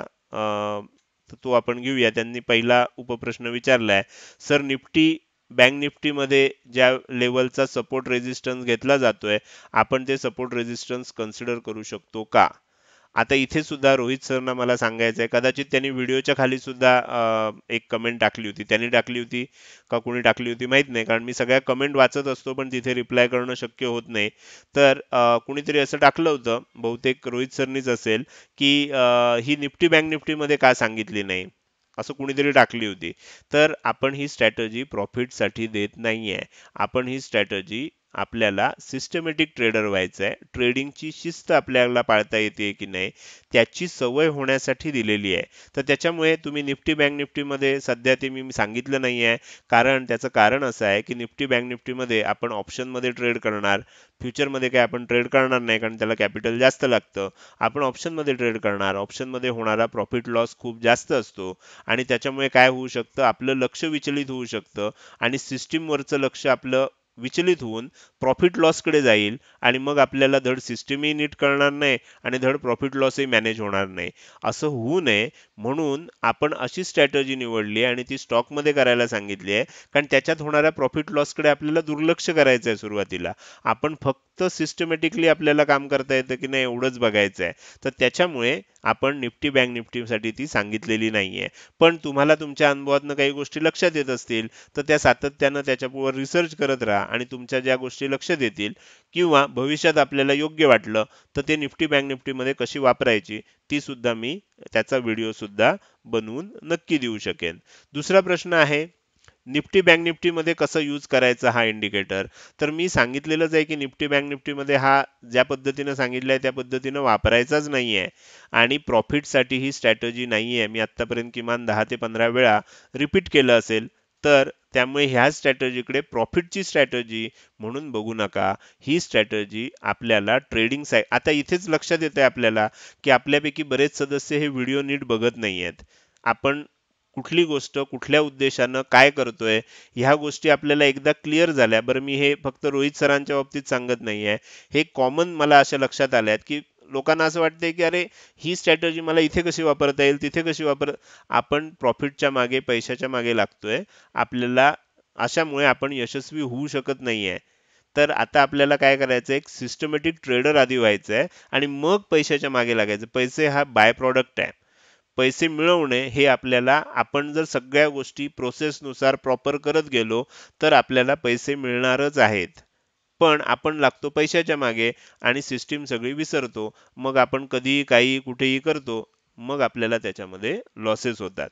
तर ही गोष्ट लक्षात घ्या. त्यामुळे निफ्टी बँक निफ्टीमध्ये मी सध्या त्याचा वापर सांगितलेला नाही, कारण आपल्याला पैसे मिळवण्यासाठी ही स्ट्रॅटजी नसून ती सायकोलॉजी बनवण्यासाठीची स्ट्रॅटजी आहे आणि ज्याच्यामध्ये प्रॉफिट लॉस हा इतका कमी पाहिजे की ज्याच्यामुळे आपल्याला डायव्हर्जन होता नये. आपण पुढे जाऊया. यासोबत अजून इंडिकेटरचा वापर करून दाखवा, मिक्स इंडिकेटर. तर म्हणजे पुन्हा मला तेच सांगायचं आहे. मी हा प्रश्न मुद्दाम घेतलाय कारण ह्याच्यातनं काही मला रोहित सरांची टिंगल करायची नाहीये. पण जनरली जे लोकांना वाटतं ते मी सांगायचा प्रयत्न केलाय. आपण आधी आपली सायकोलॉजी व्यवस्थित करूया. आपल्याला आधी सिस्टमॅटिक ट्रेडर बनवूया आणि मग प्रॉफिटच्या मागे लागूया. तर त्याच्यामुळे सगळे इंडिकेटर दाखवणार आहे. सगळे इंडिकेटर असले आणि तुमच्याकडे सायकोलॉजी नसली, सगळ्या स्ट्रॅटेजीज आहेत पण तुमच्याकडे सायकोलॉजी नाही, तर तुम्ही काहीही करू शकत नाही. तुम्ही मार्केटमधनं 3 महिन्याच्या आत बाहेर पडणार. हे तुम्हीच असं नाही, सगळ्यांसाठी हा नियम आहे. जो प्रॉपर सिस्टमॅटिक पद्धतीनं फॉलो करत नाही, ट्रेडिंगची शिस्त आणि आर्थिक शिस्त पाळत नाही, असा प्रत्येक ट्रेडर पहिल्या 90 दिवसामध्ये मार्केटमधनं बाहेर पडतो सगळं कॅपिटल घालवून. तर त्यामुळे आपल्याला ते टाळायचं आहे आणि सायकॉलॉजी शिकतोय आपण. आपण प्रॉफिट कसं बनवायचं ह्यासाठी ह्या स्ट्रॅटेजीज बघत नाहीये. त्याच्या वेगळ्या स्ट्रॅटेजीज तुमच्यापैकी जे सदस्य हे प्रॉपर सगळं फॉलो करणार, सगळ्याचं रेकॉर्ड ठेवणार, सगळ्याच्या स्क्रीनशॉट ठेवणार, अशा सदस्यांसाठी मी पुढे प्रॉफिट कसं बनवायचं असतं. कारण सगळ्यांना सांगून काहीच उपयोग नाहीये. जे पहिलेच नियम पाळत नाहीयेत, त्यांना बाकीचं सांगून काही उपयोग नसल्यामुळे त्यांना मग मी त्यातनं काय करणार, स्किप करणार आहे, एलिमिनेट करणार आहे. आपण आता पुढे जाऊ. महेंद्र सरनी काय प्रश्न विचारलाय बघूया. महेंद्र सरांचं मला खरं आभार मानायचे आहेत. ते अनेक वेळेला व्हिडिओच्या खाली खूप चांगल्या चांगल्या खूप मोठ्या कमेंट लिहितात. शक्यतो अशा कमेंट लिहिणं हे किती जिकरीचं काम आहे, तर ह्याची मला कल्पना आहे. त्याबद्दल सगळ्यात प्रथम मला तिथे काही ते लिहून त्यांचे आभार मानता येत नाहीत, तर ह्या निमित्तानं मी इथे त्यांचे आभार मानतोय की ते अतिशय चांगल्या कमेंट लिहितात. त्यांच्या कमेंट वाचण्यासारख्या असतात. मलाही बऱ्याच गोष्टीचं त्यामुळे गोष्टी कळतात. तर धन्यवाद सर. आपण आता त्यांचा प्रश्न बघूया. पीपी डायनॅमिक झोनमध्ये काम करत असताना बरेचदा कॅन्डल्सला सपोर्ट आणि रेझिस्टन्स मध्ये रेंगाळताना दिसतात. अशा वेळी ट्रेड घेता येत नाही. त्यावेळेला कॅन्डलस्टिक पॅटर्न प्रमाणे स्विंग ट्रेडिंग सारखं खरेदी विक्री करावी का? याचं उत्तर नाही असं आहे. आपण सिस्टमॅटिक ट्रेडर होतोय. पुन्हा पुन्हा त्या गोष्टी आता मी सांगणार नाहीये. सिस्टमॅटिक ट्रेडर होतोय. सिस्टीम फॉलो करायची आहे आपल्याला. आपल्याला ट्रेड घ्यायचा प्रयत्न करायचा नाही. आपल्याला सिस्टीम फॉलो करायचा प्रयत्न करायचा आहे. आपल्याला प्रॉफिट मिळवायचा प्रयत्न करायचा नाहीये, तर आपल्याला सिस्टीम फॉलो करायचा प्रयत्न करायचा आहे. हेच मी पुन्हा पुन्हा सांगतोय, म्हणजे मग आपला गैरसमज होणार नाही. नंतर जेव्हा आपली एकदा सिस्टीम ट्रेडर बनू, त्यानंतर मग आपल्याला काय करायचं, स्ट्रॅटेजी ऑप्टिमाइज कशी करायची, क्वांटिटी मॅनेज कशी करायची, ह्या सगळ्या आपण पुढे येऊन शिकणार आहोत. तर पीपी झोननुसार आदल्या दिवशी काढून ठेवलेले निवडलेले शेअर्स हे दुसऱ्या दिवशी किंवा गॅप डाऊनमुळे याच्यातून बाहेर जातात. अशा वेळेला काय करायचं? तर आपण असं काहीच करायचं नाहीये. आपण सिस्टीम ठरवली आहे. मार्केट ओपन झाल्यानंतर 9:15 वाजता आपल्याला पीपी डायनॅमिक झोन काय लेवल दाखवतोय, त्यावेळेला आपल्याला एक पहिल्या 5 मिनिटं, 10 मिनिटं, 15 मिनिटांमध्ये टॉप गेनर, टॉप लुजर कोण आहेत, जे टॉप गेनर, टॉप लुजर असतील आणि ज्याच्यामध्ये एंट्री मिळत असेल, त्यामध्ये आपल्याला एंट्री घ्यायची. बाकी आपण काहीच विचार करायचा नाहीये. ती 5व्या भागामध्ये जे ऑप्टिमाइज करायला सांगितले आदल्या दिवशी, ते फार नंतर करायच्या गोष्टी आहेत. आपल्याला व्हिडिओ सगळे दर शुक्रवारी द्यायचे असल्यामुळे मी ते देऊन ठेवलेत. सध्या आपण काय कशावर भर द्यायचा आहे? सांगितलेल्या सिस्टीमवर फक्त भर द्यायचा आहे. पुढचा प्रश्न आहे. ते म्हणतात की मी सध्या झिरोदा ॲप वापरत आहे, परंतु ते वापरत असताना अनेकदा गडबड होऊन जाते. क्विक मुवमेंटने खरेदी विक्री करणं, स्टॉप लॉस लावणं, ट्रेलिंग स्टॉप लॉस किंवा टार्गेट एकाच वेळी लावणं, या गोष्टी अजून समजून येत नाहीत. बरेचदा ट्रेड लावत असताना तो रिव्हर्समध्ये निघून गेलेला आढळतो. लॉस पदरी पडतो, निराशा येते. काय करावं? हे होतं. म्हणजे इथे तुमचा भर कशावर दिसतोय बघा. म्हणजे मी ही प्रत्येकाच्यातलं मला लक्षात आलेली चूक मी दाखवतोय. तुम्ही ही स्ट्रॅटेजी वापरत असताना तुमचा भर, तुमचं कॉन्सन्ट्रेशन, तुमचं लक्ष जर प्रॉफिट आणि लॉसवर राहणार असेल, तर तुम्ही सायकॉलॉजी शिकू शकत नाही. आधी सायकॉलॉजी शिकून घ्या. सायकॉलॉजीसाठी एवढं कमी क्वांटिटी घ्या की त्याच्या प्रॉफिट लॉसनं तुम्हाला फरकच पडणार नाही. आणि एकदा ते तुम्हाला 100-200 ट्रेड झाले की मग आपण हळूहळू क्वांटिटी वाढवायची आहे. मगच आपल्याला पुढे जायचं आहे. तोपर्यंत प्रॉफिट लॉसचा विचारच तुमच्या डोक्यात यायला नकोय. ज्या अर्थी तुम्हाला हा प्रश्न तुम्ही विचारलात आणि ज्या अर्थी तुम्हाला त्याच्यामध्ये जे काही प्रश्नाचं फ्रेमिंग केलंय, त्याच्यावरनं माझ्या असं लक्षात येतंय की आपण प्रॉफिट आणि लॉस ह्यावर आपला फोकस जास्त आहे, जो करायचा नाही. अर्थात हे सांगत असताना मी महेंद्र सरना सांगतोय, लागू सगळ्यांना होणार आहे, ही गोष्ट लक्षात ठेवा. त्यानंतर कौंतिल सरांचा पुढचा प्रश्न आहे. त्यांनी काय विचारलंय, सर शेअर खाली जाणार की वरती जाणार हे कुठं बघायचं? सर असं कुठेही दिसत नाही खाली जाणार की वरती जाणार. आपल्याला टॉप गेनर, टॉप लुजर बघायचे आहेत आणि त्याच्यानुसार ट्रेड घ्यायचा आहे. सिस्टीमनुसार ट्रेड घ्यायचा आहे. पहिल्या 10-15 मिनिटात आपण जो काही ट्रेंड ठरवू त्यानुसार आपण ट्रेड घ्यायचा बस. बाकी आपल्याला काही विचार करायचा नाही. आणि असं कुठेही कोणी दाखवत नाही की कोणते शेअर खाली जाणार आहेत, कोणते शेअर वर जाणार आहेत. प्रेडिक्शन करणं मार्केटमध्ये कुणालाही शक्य होत नाही. आपण पुढचा प्रश्न बघू त्यांचा. इंट्राडे करताना फक्त स्टॉप लॉस व टार्गेट लावून आपल्या कामाला गेलेलं चालेल का? आता ह्याच्यामध्ये प्रॉब्लेम असा आहे की ह्या स्ट्रॅटेजीमध्ये अडचण अशी आहे की इथे स्टॉप लॉस आपल्याला लावायचा, कुठे लावायचा, कसा लावायचा? कारण त्याच्यासाठी आपल्याला काय झालं पाहिजे, आपण समजा डाऊन ट्रेंडमध्ये ट्रेड घेतोय, तर मी तुम्हाला पुन्हा एकदा नेऊन दाखवतो म्हणजे तुमच्या लक्षात येईल की आता इथे स्टॉप लॉस लावायचा असेल, समजा हा ट्रेड घेतला आपण इथे, तर आता इथे काय बघा, ह्या लेवलच्या वर आपण स्टॉप लॉस नाही लावू शकत. ह्या लेवलच्या वर आपल्याला कॅन्डल क्लोज झाली पाहिजे, अशी क्लोज झाली पाहिजे. ही ग्रीन कॅन्डल असेल तर अशी क्लोज झाली पाहिजे वर. आता तसं बघायला गेला तर तुम्हाला काय होईल, तुम्ही मॅन्युअली स्टॉप लॉस लावलात ह्या लेवलच्या वर, तर ह्या कॅन्डलला तुम्हाला काय होईल, आधी स्टॉप लॉस हिट होईल, अर्थात इथे एंट्री मिळाली नाहीये अजून. पण इथे स्टॉप लॉस अशी कॅन्डल जर नंतर बनली असती तर इथे तुमचा स्टॉप लॉस हिट झाला असता आणि मग टार्गेट आलं असतं. स्टॉप लॉस होण्यासाठी आपल्याला कॅन्डल इथे वर जाऊन क्लोज व्हायला पाहिजे. क्लोज झाली की आपल्याला स्टॉप लॉस हिट झाला असं समजून त्या ट्रेडमधनं बाहेर पडायचंय. तर त्याच्यामुळे आपल्याला काय करावं लागणार, असा स्टॉप लॉस लावताच येत नाही ह्या स्ट्रॅटेजीनुसार. तो आपल्याला बघत राहावा लागतो की कधी कॅन्डल ह्याच्यावर क्लोज होते, क्लोज झाली की आपण बाहेर पडायचंय. तर ही गोष्ट पहिली तुमच्या लक्षात आली पाहिजे. ओके, आपण आता ते आणि काय म्हणतात बघूया. त्यामुळे असा स्टॉप लॉस लावून आपल्याला बाहेर पडता येत नाही. टार्गेट लावता येऊ शकतं. टार्गेट किती आहे ते आपण लावू शकतो, पण स्टॉप लॉस साठी आपल्याला लक्ष ठेवावंच लागणार आहे. त्यांचा तिसरा प्रश्न आहे, निफ्टी 50 आणि निफ्टी नेक्स्ट 50चे शेअरच घ्यायचे का, असं त्याने विचारलंय. तर हो, तेच घ्यायचे, कारण त्याच्यामध्येच काय होतं, व्हॉल्यूम असतो, लिक्विडिटी असते. तुम्ही त्याच्यामध्ये आपल्याला शक्यतो काय होतं की निफ्टीनुसार ते शेअर चालतात. निफ्टी तेजीत असलं की बरेचसे शेअर त्यानुसार तेजीत चालतात. निफ्टी मंदीत असलं की त्यानुसार ते मंदीत राहतात. म्हणजे आपल्याला ट्रेंडनुसार ते घेणं बरं पडतं, म्हणून त्यातले घ्यायचे. आणि तुम्ही भरपूर शेअर जर शोधायला गेलात तर आधी बऱ्याच जणांचा प्रॉब्लेम असा होतोय की आहेत त्याच्यामध्ये त्यांना योग्य वेळी ते शेअर शोधता येत नाहीयेत. बरोबर, त्या 100 शेअर मधनं पहिले 10-10 शेअर बघून त्यातनं योग्य वेळी एंट्री मिळत नाही, असे मागचे अनेक प्रश्न तुम्ही बघितलेत. तर त्याच्यामुळे आणखीन शेअर वाढवू नका. निफ्टी 50 आणि निफ्टी नेक्स्ट 50 एवढेच शेअर घ्या. त्या 100 मधनं आपल्याला आधी चांगल्या पद्धतीनं जमू दे, मग आपण पुढचा विचार करू शकतो. आपण पुढे जाऊया. 12वा प्रश्न आहे, शंकरजींनी विचारलाय. त्यांनी काय विचारलंय बघा, तर तुम्ही जी स्ट्रॅटेजी सांगितली आहे ती निफ्टी बँक निफ्टीमध्ये वापरावी का. या प्रश्नाचं उत्तर मी ऑलरेडी दिलंय. व्हिडिओमध्ये पण सांगितलंय की ही वापरू नका, कारण ह्याच्यामध्ये बरेच बदल करणं आवश्यक आहे. ही strategy as it is Nifty bank निफ्टीमध्ये चालत नाही. एकच गोष्ट सगळ्या ठिकाणी सदा सर्वदा सर्वत्र वापरता येत नाही. त्यामुळे निफ्टी बँक निफ्टीमध्ये वापरायची का, याचं उत्तर नाही असं आहे. त्यानंतर शेअर मार्केटमध्ये सायकोलॉजी बिल्ड करण्यासाठी निफ्टी बँक निफ्टीमध्ये ट्रेड करून करता येईल का. निफ्टी बँक निफ्टीमध्ये ट्रेड करून करता येणार नाही, कारण तिथे होणारं प्रॉफिट लॉस जास्त असतो. त्यामुळे प्रॉफिट लॉसवर तुमचं लक्ष जाणार आणि तुम्ही मार्केटमध्ये टिकू शकणार नाही. तुम्ही कितीही कॅपिटल आणलं असेल, तुमची प्रॉपर सायकोलॉजी नसेल, तुम्ही सातत्यानं ट्रेड घेत राहिलात तर तुम्ही लॉसमध्ये जाणार. हळूहळू तुमचं कॅपिटल इरोड होत जाणार, कमी होत जाणार आणि तुमचं लक्ष मग सिस्टीमवर न राहता प्रॉफिट लॉसवर राहणार. म्हणून मी निफ्टी बँक निफ्टी मधली स्ट्रॅटेजी दिलेली नाही, ही गोष्ट लक्षात घ्या. पुढे जाऊया आपण. 13वा प्रश्न आहे, संजय सरांनी विचारलेला आहे. त्यांनी काय विचारलंय बघा, 5 मिनिटाच्या टाइम फ्रेम मध्ये नेहमीचे चार्ट पॅटर्न बघावेत का.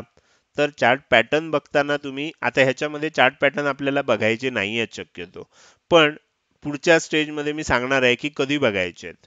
तर ते शक्यतो पॅटर्न बघताना कमीत कमी 15 मिनिटाच्या टाइम फ्रेम मध्ये बघा. म्हणजे काय होतं की तुम्हाला जास्त सक्सेसफुली ते पॅटर्न काम करताना दिसतात. 5 मिनिटाच्या टाइम फ्रेम मध्ये चार्ट पॅटर्न तितक्या सक्सेसफुली काम करतात असं मला वाटत नाही. तुम्हाला अनुभव असेल तर तुम्ही बघू शकता, कारण मी अजूनपर्यंत इतक्या वर्षात फक्त चार्ट पॅटर्न जास्त करून 15 मिनिटावर बघतो. खूपच जिथे मला आता बँक निफ्टीमध्ये मला खूप सराव आहे, रोज सगळे चार्ट बघत असतो, त्यामुळे तिथे मी काही काही चार्ट पॅटर्न 5 मिनिटावर सुद्धा बघून निर्णय घेतो. पण ते चार्ट पॅटर्न पेक्षा माझ्या अनुभवावर आधारित जास्त असतात. तर त्याच्यामुळे तो निर्णय तुम्ही घेऊ शकता. पण मला नाही वाटत की 5 मिनिटामध्ये पॅटर्न जास्त सक्सेसफुली आपल्याला रिझल्ट देतात. 15 मिनिटांमध्ये चांगले रिझल्ट देतात. त्यानंतर त्यांनी पुढचा प्रश्न विचारलाय, पीपी डायनॅमिक झोन या इंडिकेटरच्या मधोमध एखाद्या शेअरची किंमत फिरत राहत असेल तर ट्रेडिंग कसं करायचं. ट्रेडिंग करायचं नाही. आपल्याला ट्रेडिंग हे ब्रेकआउटवर करायचं आहे. मधोमध फिरणाऱ्या शेअरवर ट्रेडिंगच करायचं नाही, तो स्किप करायचा. ओके, आपण पुढे जाऊया. त्यानंतर 14वा प्रश्न आहे जो सुदेश सरनी विचारलाय. तर त्यांनी असं विचारलंय की ट्रेडिंग करत असताना कशा प्रकारची सायकोलॉजी ठेवावी की जेणेकरून फक्त केलेल्या अभ्यासावर आधारित entry, trailing, stop loss, target आणि पोझिशन सायझिंग या सगळ्या गोष्टी योग्यरित्या करता येतील. सर, तुम्हाला कदाचित हे व्हिडिओ तुम्ही सगळे डिटेलमध्ये बघितलेले नाही आहेत किंवा काही भाग स्किप झालाय किंवा तुम्हाला तुमच्या विस्मरणात गेलाय असं मला वाटतंय हा प्रश्न वाचून. कारण हेच सगळं करण्यासाठी सिस्टमॅटिक ट्रेडर म्हणजे त्यालाच म्हणतात की ज्याच्याकडे एंट्री फिक्स आहे, स्टॉप लॉस फिक्स आहे, टार्गेट फिक्स आहे, पोझिशन साइजिंग फिक्स आहे आणि तो ट्रेड करतोय. ट्रेड एंट्री कधी घ्यायची त्याला ठरलेलं आहे, स्टॉप लॉस कुठे लावायचा त्याचं ठरलेलं आहे. हेच तर आपल्याला सायकोलॉजीमध्ये शिकायचं आहे आणि त्याच्यासाठीच आपण ही सगळी सिरीज बनवतोय. त्यामुळे माझी आपल्याला अशी रिक्वेस्ट आहे की तुम्ही हे प्रश्न हे जे सगळे व्हिडिओ आहेत ते एकदा शांत चित्तानं थोडा स्पीड वाढवून बघा, पण पुन्हा एकदा बघावेत असं माझी तुम्हाला विनंती आहे. त्यानंतर ट्रेडिंग करत असताना लाईव्ह मार्केटमध्ये कोणत्या प्रकारची मानसिकता ठेवावी आणि कोणत्या गोष्टी आपण घेतलेल्या ट्रेडवर इफेक्ट करतात. तर आता इथे तुम्हाला इथे परत तुम्ही डायव्हर्ट होताय की आपल्याला हे सगळं बघायचं आहे कधी एक्सपर्ट झाल्यानंतर. म्हणजे बऱ्याच वेळेला मला एक उदाहरण सांगावं लागतं, कुणी त्यातनं वाईट वाटून घेऊ नका, की आपण गाडी अजून ड्रायव्हिंग करायला शिकतोय आणि आपले प्रश्न असे आहेत की सर मला फेरारीचं फॉर्म्युला वन ग्रँड प्रिक जे असतात त्याच्यामध्ये भाग घ्यायचा आहे, माझ्याकडे फेरारी मला चालवायची आहे, तर ती मी कशी चालवू, त्याच्यामध्ये टायर पिट स्टॉपला कधी जायचं, त्याचे टायर कधी चेंज अरे आपण अजून गाडी चालवायला शिकतोय.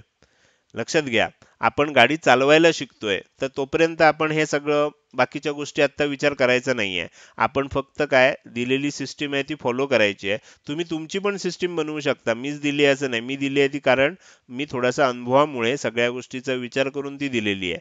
तुम्ही त्यानंतर मग ओपन इंटरेस्ट, मग ऑप्शन डेटा चेन, मग बाकीच्या सगळ्या गोष्टी ह्या नंतर बघायच्या आहेत. सुरुवातीला ह्या काही बघायच्या नाहीत आणि ह्या स्ट्रॅटजी पुरत्या तर काहीच बघायच्या नाहीयेत. ह्या स्ट्रॅटजीमध्ये सांगितलेले नियम फिक्स आहेत, तेवढे फॉलो करायचे, बाकी काहीच बघायचं नाही. बाकी चायनामध्ये किती कोरोनाच्या केसेस वाढत आहेत वगैरे बघून आपले निर्णय घ्यायचे नाही आहेत. आपल्याला मार्केट जे दाखवतंय त्यानुसार आपले निर्णय घ्यायचे. ओके. त्यानंतर पुढचा प्रश्न आहे की pre market, in market, post market analysis कसं करावं. तर सध्या तरी ह्या स्ट्रॅटजीमध्ये किंवा ह्या सिरीजमध्ये आपण जे बघतोय त्याच्यामध्ये ह्यातलं कशाचीच गरज नाहीये.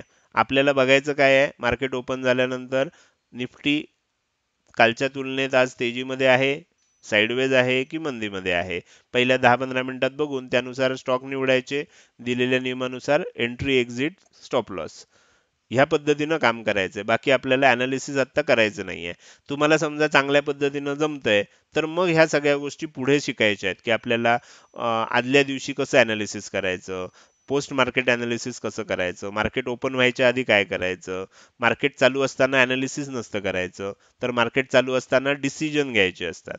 तर अनालिसिस दोनदाच होऊ शकतं, एक तर प्री मार्केट किंवा पोस्ट मार्केट. चालू असताना आपण अनालिसिस नाही करत, चालू असताना आपण डिसिजन घेतो. ओके. तर त्याच्यामुळे त्या सगळ्या गोष्टी आपण ह्या सिरीजमध्ये पुढे सांगणार आहोत. जे लोक, जे सदस्य ह्या सगळे नियम पाळून पुढे पुढे पुढे पुढे टिकतील, पहिले काही 10-15 व्हिडिओ किंवा जे काय असतील 7-8 व्हिडिओ हे सगळ्यांना कॉमन असणार आहेत. त्याच्या पुढचे व्हिडिओ जे सदस्य हे सगळं फॉलो करतायत त्याच सदस्यांसाठी असतील. तिथे आपण हे सगळं शिकणार आहोत की कसं अनालिसिस करायचं, कसे स्टॉक्स आधीच आदल्या दिवशी काढून ठेवायचे, मग त्या 10 मधले कशा 3 मध्येच एंट्री मिळते आपल्याला, ह्या सगळ्या गोष्टी आपण पुढे जाऊन शिकणार आहोत. आपण पुढे जाऊया. 15वा प्रश्न शीतल मॅडमचा आहे. त्यांनी काय विचारलंय, तुम्ही जी 4th एपिसोडमध्ये स्ट्रॅटजी दिली आहे त्यामध्ये एक तर ट्रेड येऊन गेलेला असतो किंवा खूपच वेळाने येतो, त्यामुळे ट्रेड घेताच आला नाही अजून, प्लीज हेल्प. आता त्यांचं असं म्हणणं आहे की येऊन गेलेला असतो, येऊन गेलेला आहे, ट्रेन सुटली आहे, त्याच्या मागे धावायचं नाही आहे. तुम्हाला काय करायचं आहे, वेळेत प्लॅटफॉर्मवर पोहोचायची सवय करायची आहे. तुम्हाला जे काही तुम्ही डिव्हाइस वापरत असाल, लॅपटॉप असेल, मोबाईल असेल, टॅब असेल, जे काय असेल ते आणखीन स्पीडनं वापरायचा सराव करा. तुम्हाला योग्य वेळी ते निर्णय मिळू शकतात. त्यानंतर जे येऊन गेलेले असतात त्याच्यामध्ये आपण काहीच करू शकत नाही, त्यात एंट्री घ्यायची नाही. बरोबर. खूपच वेळाने येतो, जेव्हा येईल आपल्या इंट्राडेसाठी स्ट्रॅटेजी आहे. मी सांगतानाच सांगितलंय की तो ट्रेड कधी येतोय, त्यानंतर आपल्याला पुरेसा वेळ आपल्याकडे शिल्लक आहे का 1% टार्गेट मिळण्यासाठी, एवढं बघायचं. अगदी 2:45 वाजता 3 वाजता असा ट्रेड घ्यायचा नाही. 2 वाजेपर्यंत आला, 2:30 वाजेपर्यंत आला तरी तुम्ही घेऊ शकता. ओके. तर त्याला काही आपल्याला इलाज नाही, कारण कुठला शेअर कधी ब्रेकआउट करेल हे काय आपल्या हातात नाहीये. आपण पुढचा प्रश्न सुनील सरांचा बघूया. तर त्यांनी असं विचारलंय, सर आपली सिरीज पाहून मी शेअर मार्केटमध्ये ट्रेडिंग चालू केले. आतापर्यंत 5 ट्रेड घेतलेत, पण मला ट्रेड टायमिंग जमत नाही. मार्गदर्शन करा सर. 2 ट्रेड प्रॉफिट झाला. बघा, यांच्याही प्रश्नांमधनं मधनं आपल्या लक्षात काय येतंय की यांचंही कॉन्सन्ट्रेशन सगळं प्रॉफिटवर आहे, सिस्टीमवर नाही आहे. बाकी सगळं आधीच सांगितलेलं आहे, तुम्हाला समजलंच असेल. आपण पुढे जाऊया. 17वा प्रश्न जगदीश सरांनी विचारलाय, टॉप गेनर्स किंवा टॉप लुजर्स यामध्ये ही स्ट्रॅटजी वापरायची आहे. असे स्टॉक्स आदल्या दिवशी कोणत्या मुद्द्यावर शोधायचे? तर तुम्हाला जर प्रॉपर चांगल्या पद्धतीनं अनालिसिस करता येत असेल, तर कारण हा जगदीश सरनी विचारलाय म्हणून त्यांना सांगतो, कारण मला माहिती आहे ते खूप आधीपासून फॉलो करतायत. तर मग अशा वेळेला काय करू शकता, आदल्या दिवशी तुम्ही काही डेट कॅन्डल मध्ये तुम्हाला समजा काही इनगल्फिंग दिसतंय का, एम पॅटर्न दिसतोय का, किंवा तुम्हाला इनसाइड कॅन्डल दिसतेय का, शूटिंग स्टार दिसतेय का, ट्विझर टॉप ट्विझर बॉटम दिसतोय का, असे शेअर तुम्ही काय करू शकता, शॉर्टलिस्ट करू शकता. आणि त्याच्यामध्ये आपल्याला जर एंट्री मिळत असेल, तर आपण दुसऱ्या दिवशी ह्या इंडिकेटरनुसार जर एंट्री मिळत असेल, आणि त्या जे काय आपण आधी पॅटर्न बघितलेत, म्हणजे ते समजा बेरिश पॅटर्न मिळालेत, आणि हा समजा टॉप लुजर मध्ये असेल, तरच त्याच्यामध्ये ती एंट्री घ्यायची आहे आपल्याला. असं आपण करू शकतो. ओके. त्यानंतर 8वा प्रश्न आहे, सपना मॅडमने विचारलेला आहे, can we take some trades in bank observing bank nifty? जर तुम्ही बँक निफ्टीमध्ये असणाऱ्या बँकांमध्ये ट्रेड घेणार असाल, तर तुम्ही बँक निफ्टीला बघून नक्की घेऊ शकता. त्यानंतर त्यांचा दुसरा प्रश्न आहे, can we take stock which are not in nifty 100? तर शक्यतो ते घेऊ नका, कारण त्याच्यामध्ये लिक्विडिटी असण्याची शक्यता नसते. हे जे निफ्टी 100 मधले शेअर्स आहेत, याच्यामध्ये लिक्विडिटी असते. ते शक्यतो मार्केट बरोबर अलाईन असतात. त्यानुसार आपल्याला ट्रेड घेतला तर यश मिळण्याचं प्रमाण जास्त असतं. तर त्याच्यामुळे 100 सोडून आणि कुठले स्टॉक शक्यतो ऍड करू नका. पुढचा प्रश्न आहे त्यांचा, how can we apply this strategy in swing trading? Madam, swing trading आत्ता करायला जाऊ नका. आपण काय करतोय, ट्रेडिंग शिकायचा प्रयत्न करतोय, त्याचं डिसिप्लिन शिकायचा प्रयत्न करतोय. तर त्याच्यामुळे स्विंग ट्रेडिंग हा थोडासा ॲडव्हान्स लेवल आहे. आपण आत्ता आपली सायकोलॉजी शिकतोय. सायकोलॉजी झाल्यानंतर मग आपल्याला स्विंग ट्रेडिंग काय आहे, इंट्राडे काय आहे, BTST काय आहे वगैरे, त्या सगळ्या गोष्टी आपल्याला नंतर जायचं आहे. तर तुम्ही जर सातत्यानं हे सगळं करत राहिलात, तर मी पुढच्या लेवलला हे सगळं सांगणार आहे. आपण पुढे जाऊया. नरेंद्र सरनी प्रश्न विचारलाय, मला माहिती आहे माझं अनालिसिस बरोबर आहे, तरी पण एंट्री करताना मनात शंका निर्माण होते. एंट्री घेऊ का नको असं का होतं? तर तुमचं अनालिसिस बरोबर आहे असं तुम्ही अनालिसिस आपण करू शकतो. ते चूक आहे का बरोबर आहे हे मार्केट ठरवतं. आपण नाही ठरवू शकत. मी केलेलं अनालिसिस चूक आहे जर की बरोबर आहे. मार्केट आपल्या पद्धतीनं चाललं तर ते बरोबर आहे. मार्केट आपल्या पद्धतीनं नाही चाललं तर ते चूक आहे. बरोबर. त्यामुळे आपल्याला कसं काय माहित असतं असं ते जे म्हणतायत ते माहित नाही. अनालिसिस करताना आपण बरोबर केलंय, सिस्टीम बरोबर फॉलो केली आहे, तर ठीक आहे. बरोबर. बाकी एंट्री घेताना भीती प्रत्येक वेळेलाच असते. शेअर मार्केट म्हटल्यानंतर रिस्क आहेच. म्हणून तर आपण ही स्ट्रॅटेजी दिली आहे, की ज्याच्यामध्ये आपण क्वांटिटीज कमी घ्यायच्या आहेत. त्याच्यामुळे आपल्याला प्रॉफिट लॉसचं टेन्शनच ठेवायचं नाहीये. तर त्यामुळे आपल्याला ह्या पद्धतीनं फॉलो करा, म्हणजे तुम्हाला प्रश्न येणार नाहीत. त्यानंतर मी ट्रेडिंग करत असताना प्रॉफिट जर होत असेल तर मी लवकर एक्झिट होतो, लॉस होत असेल तर जास्त घेतो. तर असं का होतं, या प्रश्नाचं उत्तर ऑलरेडी दिलेलं आहे. सॉरी. आपण पुढचा प्रश्न घेऊ. मला फुल टाइम ट्रेडर होण्याचं स्वप्न आहे, त्यासाठी किती नॉलेज आवश्यक आहे? तुमच्या मदतीमुळे मार्केटकडे बघण्याचा व्ह्यू पूर्ण चेंज झाला आहे. आता फक्त लेवल आणि चार्ट बघत असतो. त्यासाठी धन्यवाद, वेलकम. सर, पर्सनल सपोर्टची गरज आहे. ओके. तर त्यांचं म्हणणं असं आहे की त्यांना फुल टाइम ट्रेडर व्हायचं आहे. फुल टाइम ट्रेडर व्हायचं आहे तर तुम्ही सिस्टमॅटिक पद्धतीनं जे सांगितलंय हे फॉलो करा. बाकी काही विचार डोक्यात आणू नका. कारण सिस्टमॅटिक जसं हे कसं आहे, की आपण गाडी चालवायला शिकतो तसं. गाडी चालवायला शिकत असताना आपल्याला जी काय सांगितले त्या गोष्टी, क्लच कधी दाबायचा, ब्रेक कधी दाबायचा, गिअर कधी बदलायचा, ॲक्सिलेटर कधी वाढवायचा, कधी कमी करायचा, ह्या सगळ्या गोष्टीवर आपण फक्त सुरुवातीच्या काळात लक्ष द्यावं लागतं. नंतर हळूहळू त्या सगळ्या अंगवळणी पडतात. आपल्या लक्षात पण येत नाही आपण कधी ब्रेक दाबला, कधी क्लच दाबला, कधी गिअर बदलला, खालचा टाकला, वरचा टाकला. ऑटोमॅटिक होत जातं. सुरुवातीच्या काळात आपल्याला ह्या सगळ्या गोष्टी लक्षात ठेवून कराव्या लागतात. त्याच्यासाठी ही स्ट्रॅटेजी वापरा. ह्या स्ट्रॅटेजीनुसार एकदा तुमची सायकोलॉजी तयार झाली की योग्य वेळी योग्य डिसिजन ऑटोमॅटिकच घेतले जाणार आहेत. जसं गाडी चालवताना तुम्ही आठवून पाठ करून नाही निर्णय घेत की आता तुम्हाला सिग्नल दिसणार, मग तुम्ही आठवता की आता काय करायचं, असं नाही होत. किंवा समोरनं अचानक कोणीतरी आलं की तुम्ही आठवता आता ॲक्सिलेटर कमी करायचा आहे, क्लच दाबायचा आहे, मग ब्रेक दाबायचा आहे. असं तुम्ही काही आठवून करत नाही, ह्या गोष्टी ऑटोमॅटिक घडतात. तसं मार्केटमध्ये सुद्धा एकदा तुम्हाला ह्या सगळ्या गोष्टींचा सराव झाला की मग त्या गोष्टी ऑटोमॅटिक घडायला लागतील आणि मग तुम्ही फुल टाइम ट्रेडर बनू शकता. फुल टाइम ट्रेडर बनण्यासाठी कमीत कमी 2-3 वर्ष प्रत्येकाला तुम्ही यूट्यूबवर अनेक ठिकाणी व्हिडिओज ऐकू शकता सक्सेसफुल ट्रेडरचे. कुणी जर असं सांगत असेल की मी 6 महिन्यात फुल टाइम ट्रेडर झालो आणि त्यानंतर सक्सेसफुल झालो, तर ते चुकीचं असतं.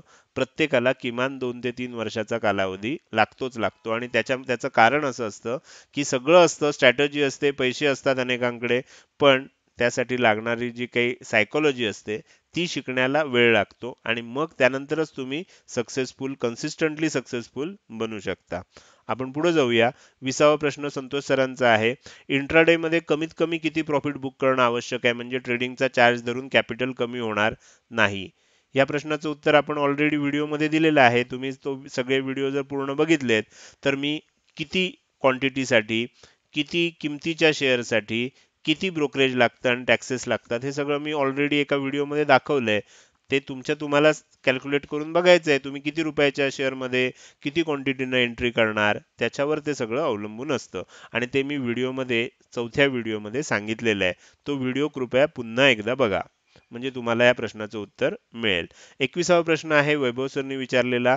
त्यांनी पहिला प्रश्न असा विचारलाय, how to decide market up down sideways in first 15 minutes, live session needed on strategy. Live सेशनची माझ्यामध्ये काहीही गरज नाही. नियम सगळे सांगितलेले आहेत. तुम्हाला तुमचा सराव करायचा आहे. मी मगाचंच उदाहरण परत देतो. लाईव्ह सेशन मी कसं घेतो, कारण मला जितका स्पीड आलेला असेल किंवा माझी जी एक्सपर्टी आलेली असेल ती माझ्या आजपर्यंतच्या अनुभवामुळे आलेली असणार. ते बघून तुम्हाला कशी काय येणार? म्हणजे आता मायकल शुमॅकर फेरारी 1 ची गाडी चालवतोय हे बघून मी कसं काय फॉर्म्युला 1 च्या रेसमध्ये भाग घेणार? बरोबर ना? मी अजून गाडीच चालवायला शिकतोय, तर मला माझ्या स्पीडनं करायचं आहे. सगळी सिस्टीम सांगितलेली आहे. या गोष्टींना वेळ लागतो. कुणाला असं कॉपी करून पोहताना बघून कुणालाही पोहता येत नाही. गाडी चालवताना बघून कुणालाही गाडी चालवता येत नाही. आपल्याला तसंच ट्रेडिंग कुणाचंही बघून आपल्याला ट्रेडिंग करता येत नाही. उलट आपल्या मनात अनेक गैरसमज निर्माण होतात. ट्रेडिंग हे सोपं आहे असं वाटायला लागतं. फॉर्म्युला 1 मध्ये ज्या काही गाड्या चालवल्या जातात रेसिंगमध्ये ते बघून आपल्याला वाटतं अरे कार चालवणं किती सोपं आहे. पण म्हणून ज्याला अजिबात कार येत नाहीये किंवा ज्यानं चालवायचा प्रयत्न केलाय आणि ज्यानं गाडीचे ऍक्सिडेंट केलेत, अशा माणसानं त्या पद्धतीनं चालवायला गेला तर नाही चालणार आहे. तर त्याच्यामुळे लाईव्ह सेशन मी मुद्दाम कुठल्याही याचं घेत नाही. पेड कोर्सेसच्या सदस्यांसाठी आता घेणार आहे जानेवारी-फेब्रुवारीमध्ये, मात्र इतरांसाठी घेणार नाहीये. ह्याचं कारण लक्षात घ्या की आपल्यालाच हळूहळू डेव्हलप व्हावं लागतं. आपण दुसऱ्याचं बघून डेव्हलप होऊ शकत नाही. उलट आपल्या मनात काही गैरसमजच निर्माण होऊ शकतात. तर त्याच्यामुळे मी लाईव्ह सेशनला शक्यतो तयार नसतो आणि मी कधीही माझे प्रॉफिटचे स्क्रीन, माझे लाईव्ह सेशनचे व्हिडिओ मी कधीही शेअर करत नाही. कारण त्याचा काहीच उपयोग नसतो समोरच्याला. आपण पुढे जाऊया. How to use this strategy in intermediate market hours. म्हणजे त्यांना असं म्हणायचं आहे की मधल्या वेळेत ही स्ट्रॅटजी कशी वापरायची. मधल्या वेळेत, सुरुवातीच्या वेळेत, शेवटच्या वेळेत स्ट्रॅटजी वापरण्याची एकच पद्धत आहे.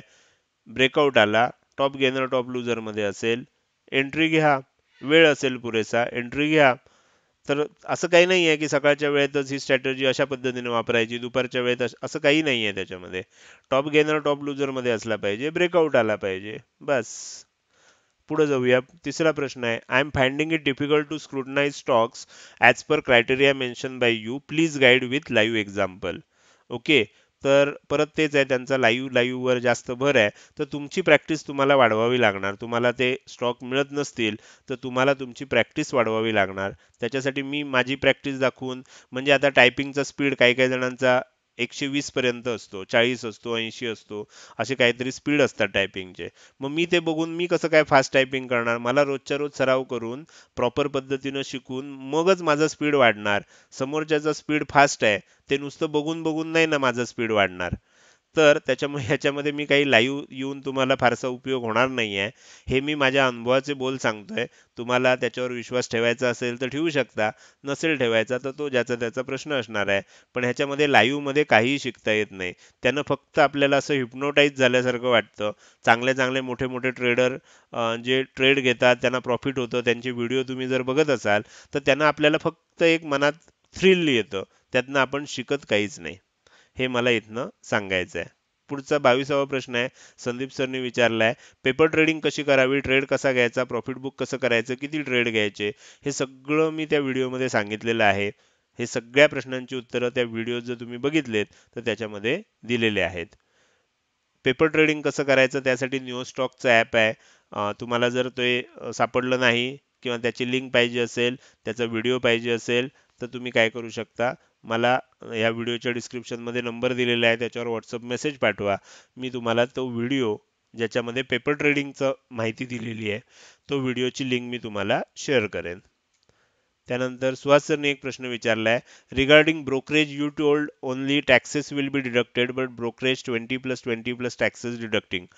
सर मला असं आठवत नाहीये की मी कुठे असं म्हटलंय की फक्त ब्रोकरेज घेणार नाहीत आणि टॅक्सेसच घेतील, असं मी कुठे म्हटलंय असं मला आठवत नाही. चुकून माझ्या तोंडून असं कुठे गेलं असेल तर ते मला तुम्ही व्हॉट्सअप मेसेजला टाका की मी कोणत्या व्हिडिओमध्ये कुठे असं म्हटलंय की मी ब्रोकरेज घेत नाहीत. तर त्याच्यामध्ये तुम्ही जर तो शेअर ट्रेडिंगसाठी न घेता गुंतवणूक म्हणून घेतला, तुमच्या पोर्टफोलिओमध्ये घेण्यासाठी म्हणून घेतला, तर बरेचसे ब्रोकर त्याच्यामध्ये ब्रोकरेज घेत नाहीत. ट्रेडिंग साठी घेतलेल्या, मग तो शेअर असू दे, तो ऑप्शन असू दे, तो फ्युचर असू दे, मग ते कमॉडिटी असू दे, प्रत्येकाला ब्रोकरेज द्यावंच लागतं.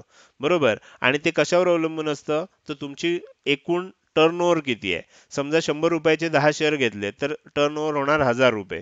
1000 रुपये मग त्यांनी ठरवलेलं असतं, समजा एक 10,000च्या आत टर्नओव्हर असेल तर पर्सेंटेजमध्ये घ्यायचा, 10,000च्या वर टर्नओव्हर असेल तर 20 रुपये लावायचं. असं ते सगळं गणित ठरलेलं असतं. तुम्ही शेअर जेव्हा खरेदी करता तेव्हा तुम्हाला ब्रोकरेज द्यावं लागतं. शेअर तुम्ही विकता म्हणजे एक ट्रेड घेतला की तुम्हाला दोनदा ब्रोकरेज देणं आवश्यक आहे. एकदा बाय करताना, एकदा सेल करताना, किंवा पहिल्यांदा सेल केलं असेल तर पहिल्यांदा सेल करताना, नंतर बाय करताना. ते दरवेळेला 20-20 असेल की किती असणार हे तुम्ही ज्या ब्रोकरकडनं ब्रोकरकडे हे ट्रेडिंग करताय त्याच्यावर अवलंबून आहे. काही जण पर्सेंटेजमध्ये लावतात, कमी असेल अमाऊंट तर, काही जण फ्लॅट लावतात. तर तुम्हाला काय करावं लागेल, जर तुम्हाला फ्लॅट लावत असतील तुम्ही क्वांटिटी कमी घेऊन सुद्धा, तर मग तुम्हाला दुसऱ्या ब्रोकरकडे ते ट्रेडिंग करणं आवश्यक आहे. ब्रोकरेज लागणार आहे, दोनदाच लागणार आहे, आणि मग त्याच्यावर टॅक्सेस लागणार आहेत. तर हे मी क्लिअर केलेलं आहे व्हिडिओमध्ये. चौथ्या व्हिडिओमध्ये जेव्हा मी सांगितलंय की ब्रोकरेज कसं आपल्याला ब्रेक इव्हन पॉईंट काढायचा, तिथे सुद्धा मी दाखवलंय की ब्रोकरेज ते घेतातच. ओके, तर तो व्हिडिओ जर बघितलात तर तुमच्या लक्षात येईल. आणि मी कुठे असं म्हटलंय ते मला दाखवलं तर मला चूक सुधारायला नक्कीच त्याचा फायदा होईल. आपण 24वा प्रश्न सागर सरनी विचारलाय तो बघूया. जर लास्ट व्हिडिओमध्ये पीपी डायनामिक झोन या इंडिकेटरचा वापर आपण केला आहे, जर रेझिस्टन्स म्हणायचं आहे त्यांना, जर रेझिस्टन्स लेवलला मार्केट ओपन झाले व ते वरून खाली येऊन सपोर्ट तोडत असेल तर ट्रेड घ्यावा का? पण शेअर हा 250 रुपयाचा आहे, सपोर्ट लेवल तोडेपर्यंत शेअर वरून 8 रुपये खाली आला असेल तर ट्रेड ट्रेड घ्यावा का? अशा वेळेला घेऊ नये, कारण 250 रुपयाचा शेअर आहे, तो 8 रुपये ऑलरेडी ओपनिंग नंतर खाली आलेला आहे. म्हणजे त्याच्यामध्ये बरंच, म्हणजे आता समजा 2.5 रुपयाचा शेअर आहे, म्हणजे आपण असं म्हणू शकतो की जवळजवळ त्याच्यामध्ये 2.5% वगैरे ऑलरेडी ट्रेडमध्ये येऊन गेलेला आहे, तो खाली आलाय. आणखीन मग तो किती खाली जाईल? तर आपल्याला अशा शेअर्स शक्यतो टाळायचे ज्याच्यामध्ये खूप मोठी आधीच मुवमेंट झालेली असेल. पण हे कधी करायचं? नंतर करायचंय. तुम्ही आत्ता काय करायचंय, आत्ता तुम्हाला सिस्टीम फॉलो करायची. तुम्हाला ब्रेक दिसला, मी असं सांगितलं का तो कुठे ओपन झाला बघायचा आहे? नाही सांगितलं. मी काय सांगितलं की तो टॉप गेनर किंवा टॉप लुजर मध्ये असला पाहिजे, आणि टॉप गेनर मध्ये असला पाहिजे तर रेझिस्टन्स लेवल तोडून वर गेला पाहिजे. टॉप लुजर मध्ये असेल तर सपोर्ट लेवल तोडून खाली आला पाहिजे. एंट्री घ्यायची आपल्याला. सुरुवातीच्या काळात ह्याचा काहीच विचार करायचा नाही, पण पुढच्या लेवलला गेल्यानंतर आपल्याला ह्या सगळ्या गोष्टींचा विचार करायचा आहे. पण त्याला अजून अवकाश आहे. आपण पुढे जाऊया. 25वा प्रश्न विद्याधर सरनी विचारलाय, त्यांच्या प्रश्नाचं उत्तर बघूया. सर, स्ट्रॅटेजीमध्ये किती मिनिटांची कॅन्डल वापरणं योग्य, 5 की 15? कारण टॉप लुजर टॉप गेनर हे सतत बदलत असतात. 5 मिनिटाची वापरू शकता. आपण मागच्याच 5व्या व्हिडिओमध्ये यावर माहिती सांगितलेली आहे. स्टॉप लॉस कसा सेट करायचा आत्ताच दाखवलं. स्टॉप लॉस याच्यामध्ये लावता येत नाही, तो आपल्याला मॅन्युअली बघून एक्झिट करावं लागतं, मार्केट व्हॅल्यूनं एक्झिट करावं लागतं. आपण पुढे जाऊया. 26वा प्रश्न आहे, निलेशजींनी विचारलाय. मी 1.5 वर्षे झाली ट्रेडिंग करतोय, पण प्रॉफिट कमी घेतो आणि लॉस जास्त घेतो, आणि प्रॉफिट झाला तर ग्रीड येते आणि परत लॉस होतो, त्यामुळे माझे कॅपिटल संपले. मला परत सुरुवात करायची आहे, त्यासाठी काय करू? तर त्यासाठी आपल्याला सायकोलॉजी बनवावी लागेल. तुम्हाला कुठनं तरी काही वर्ष काही महिने घालवून छोटंसं कॅपिटल एक 5-10 हजाराचं पुन्हा तयार करा, आणि ही स्ट्रॅटेजी जी सांगितली आहे, जी सायकोलॉजी बनवणारी स्ट्रॅटेजी आहे, ह्यामध्ये काम करायला सुरुवात करा. अगदी कमी 5 क्वांटिटी, 10 क्वांटिटी, 200, 300, 400, 600 रुपयाचे शेअर घ्या. ह्याच्यापेक्षा मोठे शेअर घेऊ नका. तुम्ही 200 ट्रेड घ्या. तुमची सायकोलॉजी डेव्हलप होईल. मग सिस्टीममध्ये तुम्हाला पुढच्या लेवलला जाता येईल. माझी एंट्री नेहमीच चुकते, याबद्दल मार्गदर्शन करा. मी गमतीनं नेहमी सांगताना असं म्हणतो, की सुरुवातीच्या काळात आपल्याला वाटलं की आता हा शेअर तेजी करणार, तर ट्रेड घेताना आपण मंदीचा घ्यायचा, असं मी अनेकदा म्हणतो. कारण अनेकदा असं होतं की आपण ट्रेड घेतल्यानंतर मार्केट रिव्हर्स होतं आणि आपल्याला लॉसेस होतात. मग ह्याला सोल्युशन काय, सोपी स्ट्रॅटेजी काय? अर्थात हे मी गमतीनं सांगतो, की तुम्हाला वाटतंय तेजी करावी तर मंदीचा ट्रेड घ्यायचा, होती असं वाटत असेल तुम्हाला तर तेजीचा ट्रेड घ्यायचा. तरच तुम्ही सक्सेसफुल होऊ शकता सुरुवातीच्या काळात. अर्थात ही गंमत झाली, पण आपल्याला काय करायचंय, आपली एंट्री चुकतेय म्हणजे आपण भावनेच्या भरावर घेतोय, आपण सिस्टमॅटिक पद्धतीनं काम करत नाहीये, म्हणून आपली एंट्री नेहमी चुकते. तर त्याच्यासाठी सिस्टमॅटिक ट्रेडर होण्याचा प्रयत्न करायचा, ज्यासाठी आपण ही स्ट्रॅटेजी दिलेली आहे. आपण 27वा प्रश्न बघूया, जो शशिकांत सरनी विचारलाय.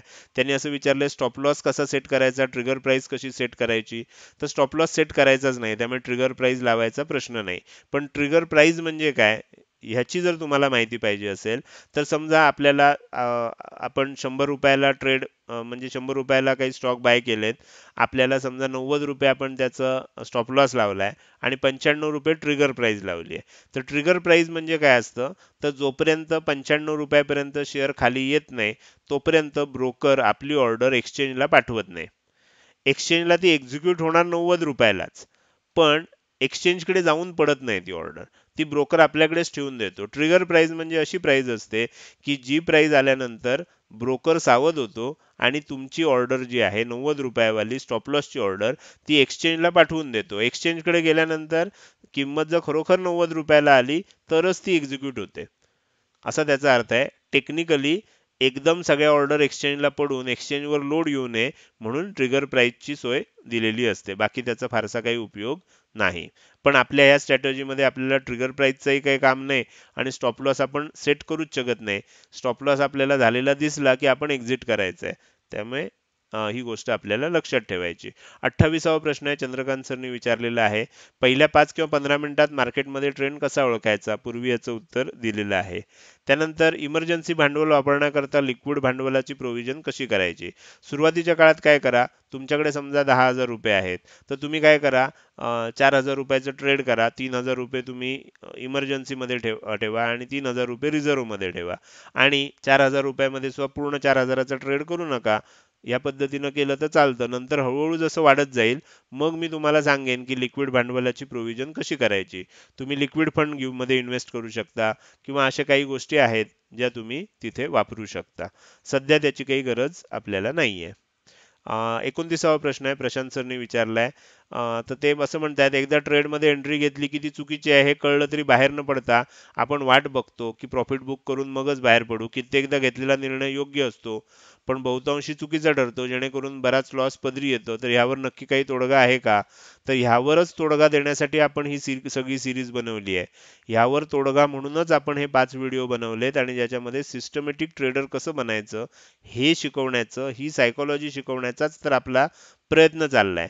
तर त्याच्यामुळे हे सगळं जर फॉलो करत राहाल तर तुमचा हा जो काही प्रॉब्लेम आहे त्याच्यावर ऑटोमॅटिकली तोडगा निघेल. आपण पुढे जाऊया. 30वा प्रश्न विचारलाय डॉक्टर अभिजित सरांनी. त्यांचा प्रश्न काय आहे बघूया. माझ्याकडे सध्या मोबाईल उपलब्ध आहे, लॅपटॉप किंवा मोबाईल टॅब नाही, मग मी काय करू? तर तुम्ही सुद्धा वापरू शकता. तुम्हाला थोडंसं जास्त सराव करण्याची आवश्यकता आहे. बाकी तुम्ही मोबाईलवर सुद्धा करू शकता. कसं करायचं तो व्हिडिओ मी येत्या 1-2 दिवसामध्ये तुम्हाला उपलब्ध करून देणार आहे. शेअर्स कसे सिलेक्ट करायचे? तर ते व्हिडिओमध्ये सांगितलेलं आहे. टॉप गेनर मधले पहिल्या 3-5 मधले शेअर्स निवडा. मार्केटची कंडिशन काय आहे ते बघून टॉप गेनर मधले किती निवडायचे, लुजर मधले कसे निवडायचे, हे सगळं मी त्याच्यामध्ये सांगितलेलं आहे.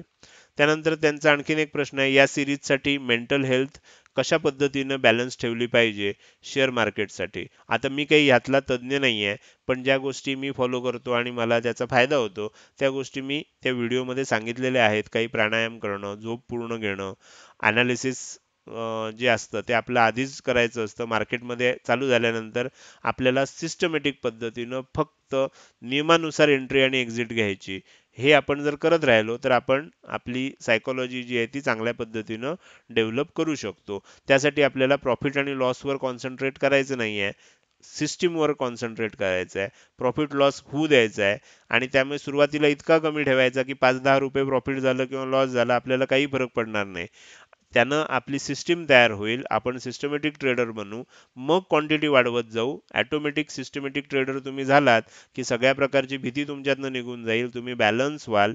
तुम्हाला फरक पडणार नाही आणि त्यानंतर तुम्हाला चांगल्या पद्धतीनं प्रॉफिट होऊ शकतं. असे सगळे प्रश्न होते.